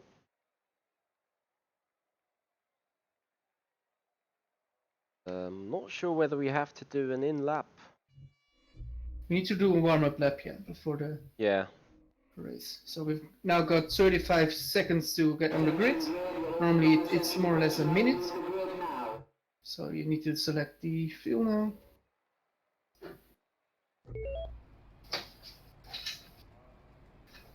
At HGR, if you are interested in the setup, send me a mail to hoyermichi@avidchronicracing.com and I will friendly put it through. So just, oh, there we go. Instant Oh, I start already have done. a red.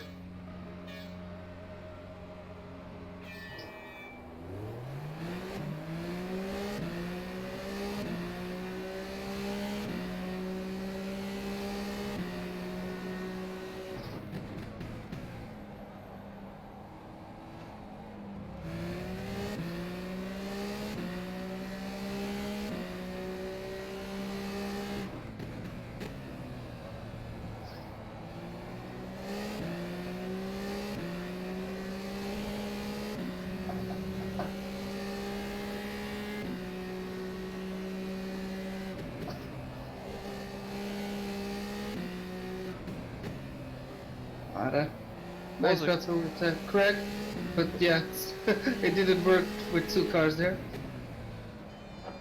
I just saw Luke going wide and he had a pretty quick recovery again.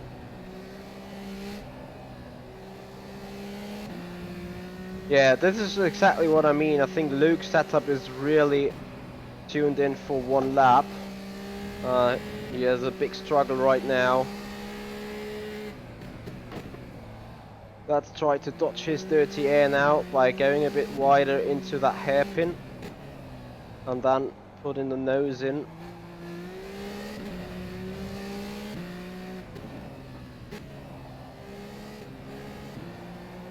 Well, this instance this has worked particularly well. Maybe the slipstream is going to be powerful enough. 1:32.16. And since he's still moving away from me, I think he definitely uses less wings than I do. So this shows just one characteristic of the car, that it produces quite a lot of downforce with low wing, but the wing itself is causing a lot of drag.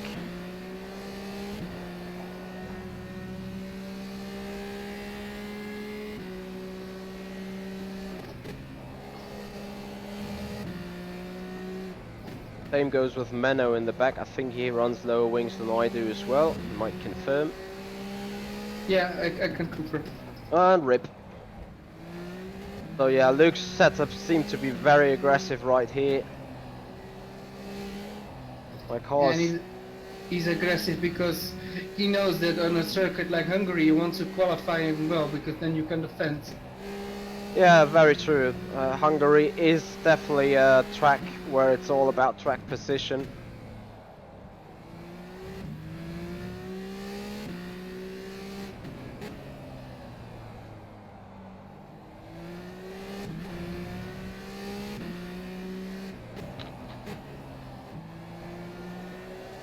As we're coming home and take victory for that from the first of 2 short races, because right now we can press the restart button and everyone gets its second chance. I will quickly vote for restart the race, adjust the fuel again, and also take down the wings by 2 clicks. Just to adjust that. I'm currently running on 8.6 wings. At Really? the moment. Yeah. I'm just a little bit looking in what is possible. So yeah, I went for that. Okay.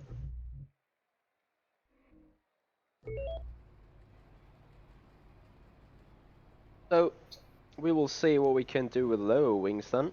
I've just went down to 1412, coming out from 1917, and I might be scary myself now, as here are the lights.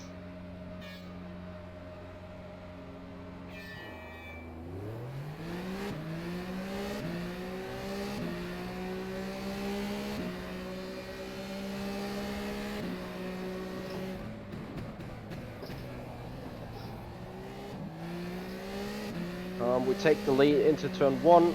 Now it's all about defending.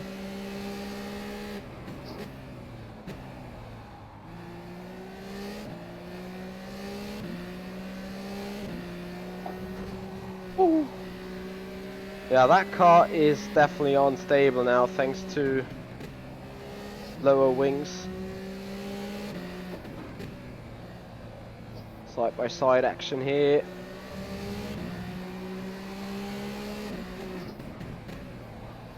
Oh, sorry. It was okay.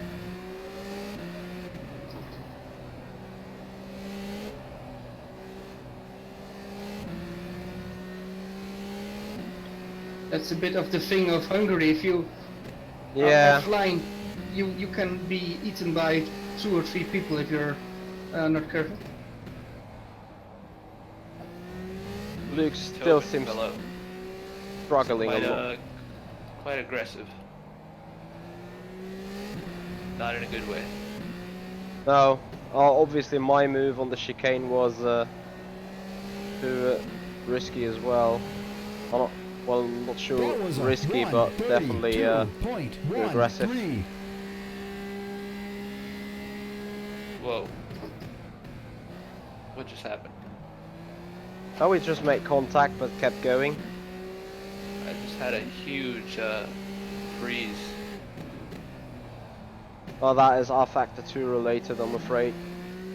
Yeah. And I had a huge, well, drift.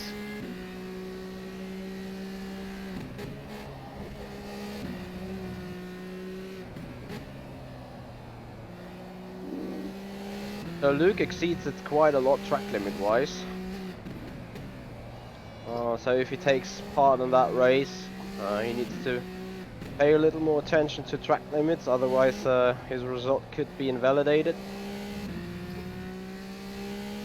Other than that, he definitely deserves being in the front spot right now. His move back on me while I lost it was obviously a golden one. Oh, no arm off. Interesting thing happened to me. Just misbrake myself, missed the corner, and already to, yeah, got me out of that. So yeah. Yeah. The key is, Once you do a not to mistake, make any mistake. Yeah. exactly, that's what racing is about, to not do any mistakes around here. So, I think that's it about the practice session for tonight, guys.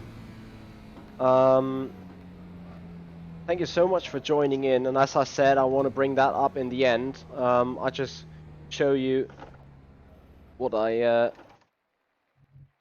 meant to show between the races, or between practice and race, I'm sorry. Just a little hiccup. So, we have it right here. The ACR Zakspeed shop where you can get your, as I said, icmrs.com ACR Academy shirt with the official logo, and have it in different variations, obviously. I'm just clicking the white one with a colorful logo right now to be quite a little bigger. Reason, oh, there you go. Want to have that shirt in red, get it in red. Want to have it in black, doesn't make too much sense because the logo contains a lot of black, but on a white or a bright background, like on yellow or whatever, it's quite useful. Want to have shopping bag out of it.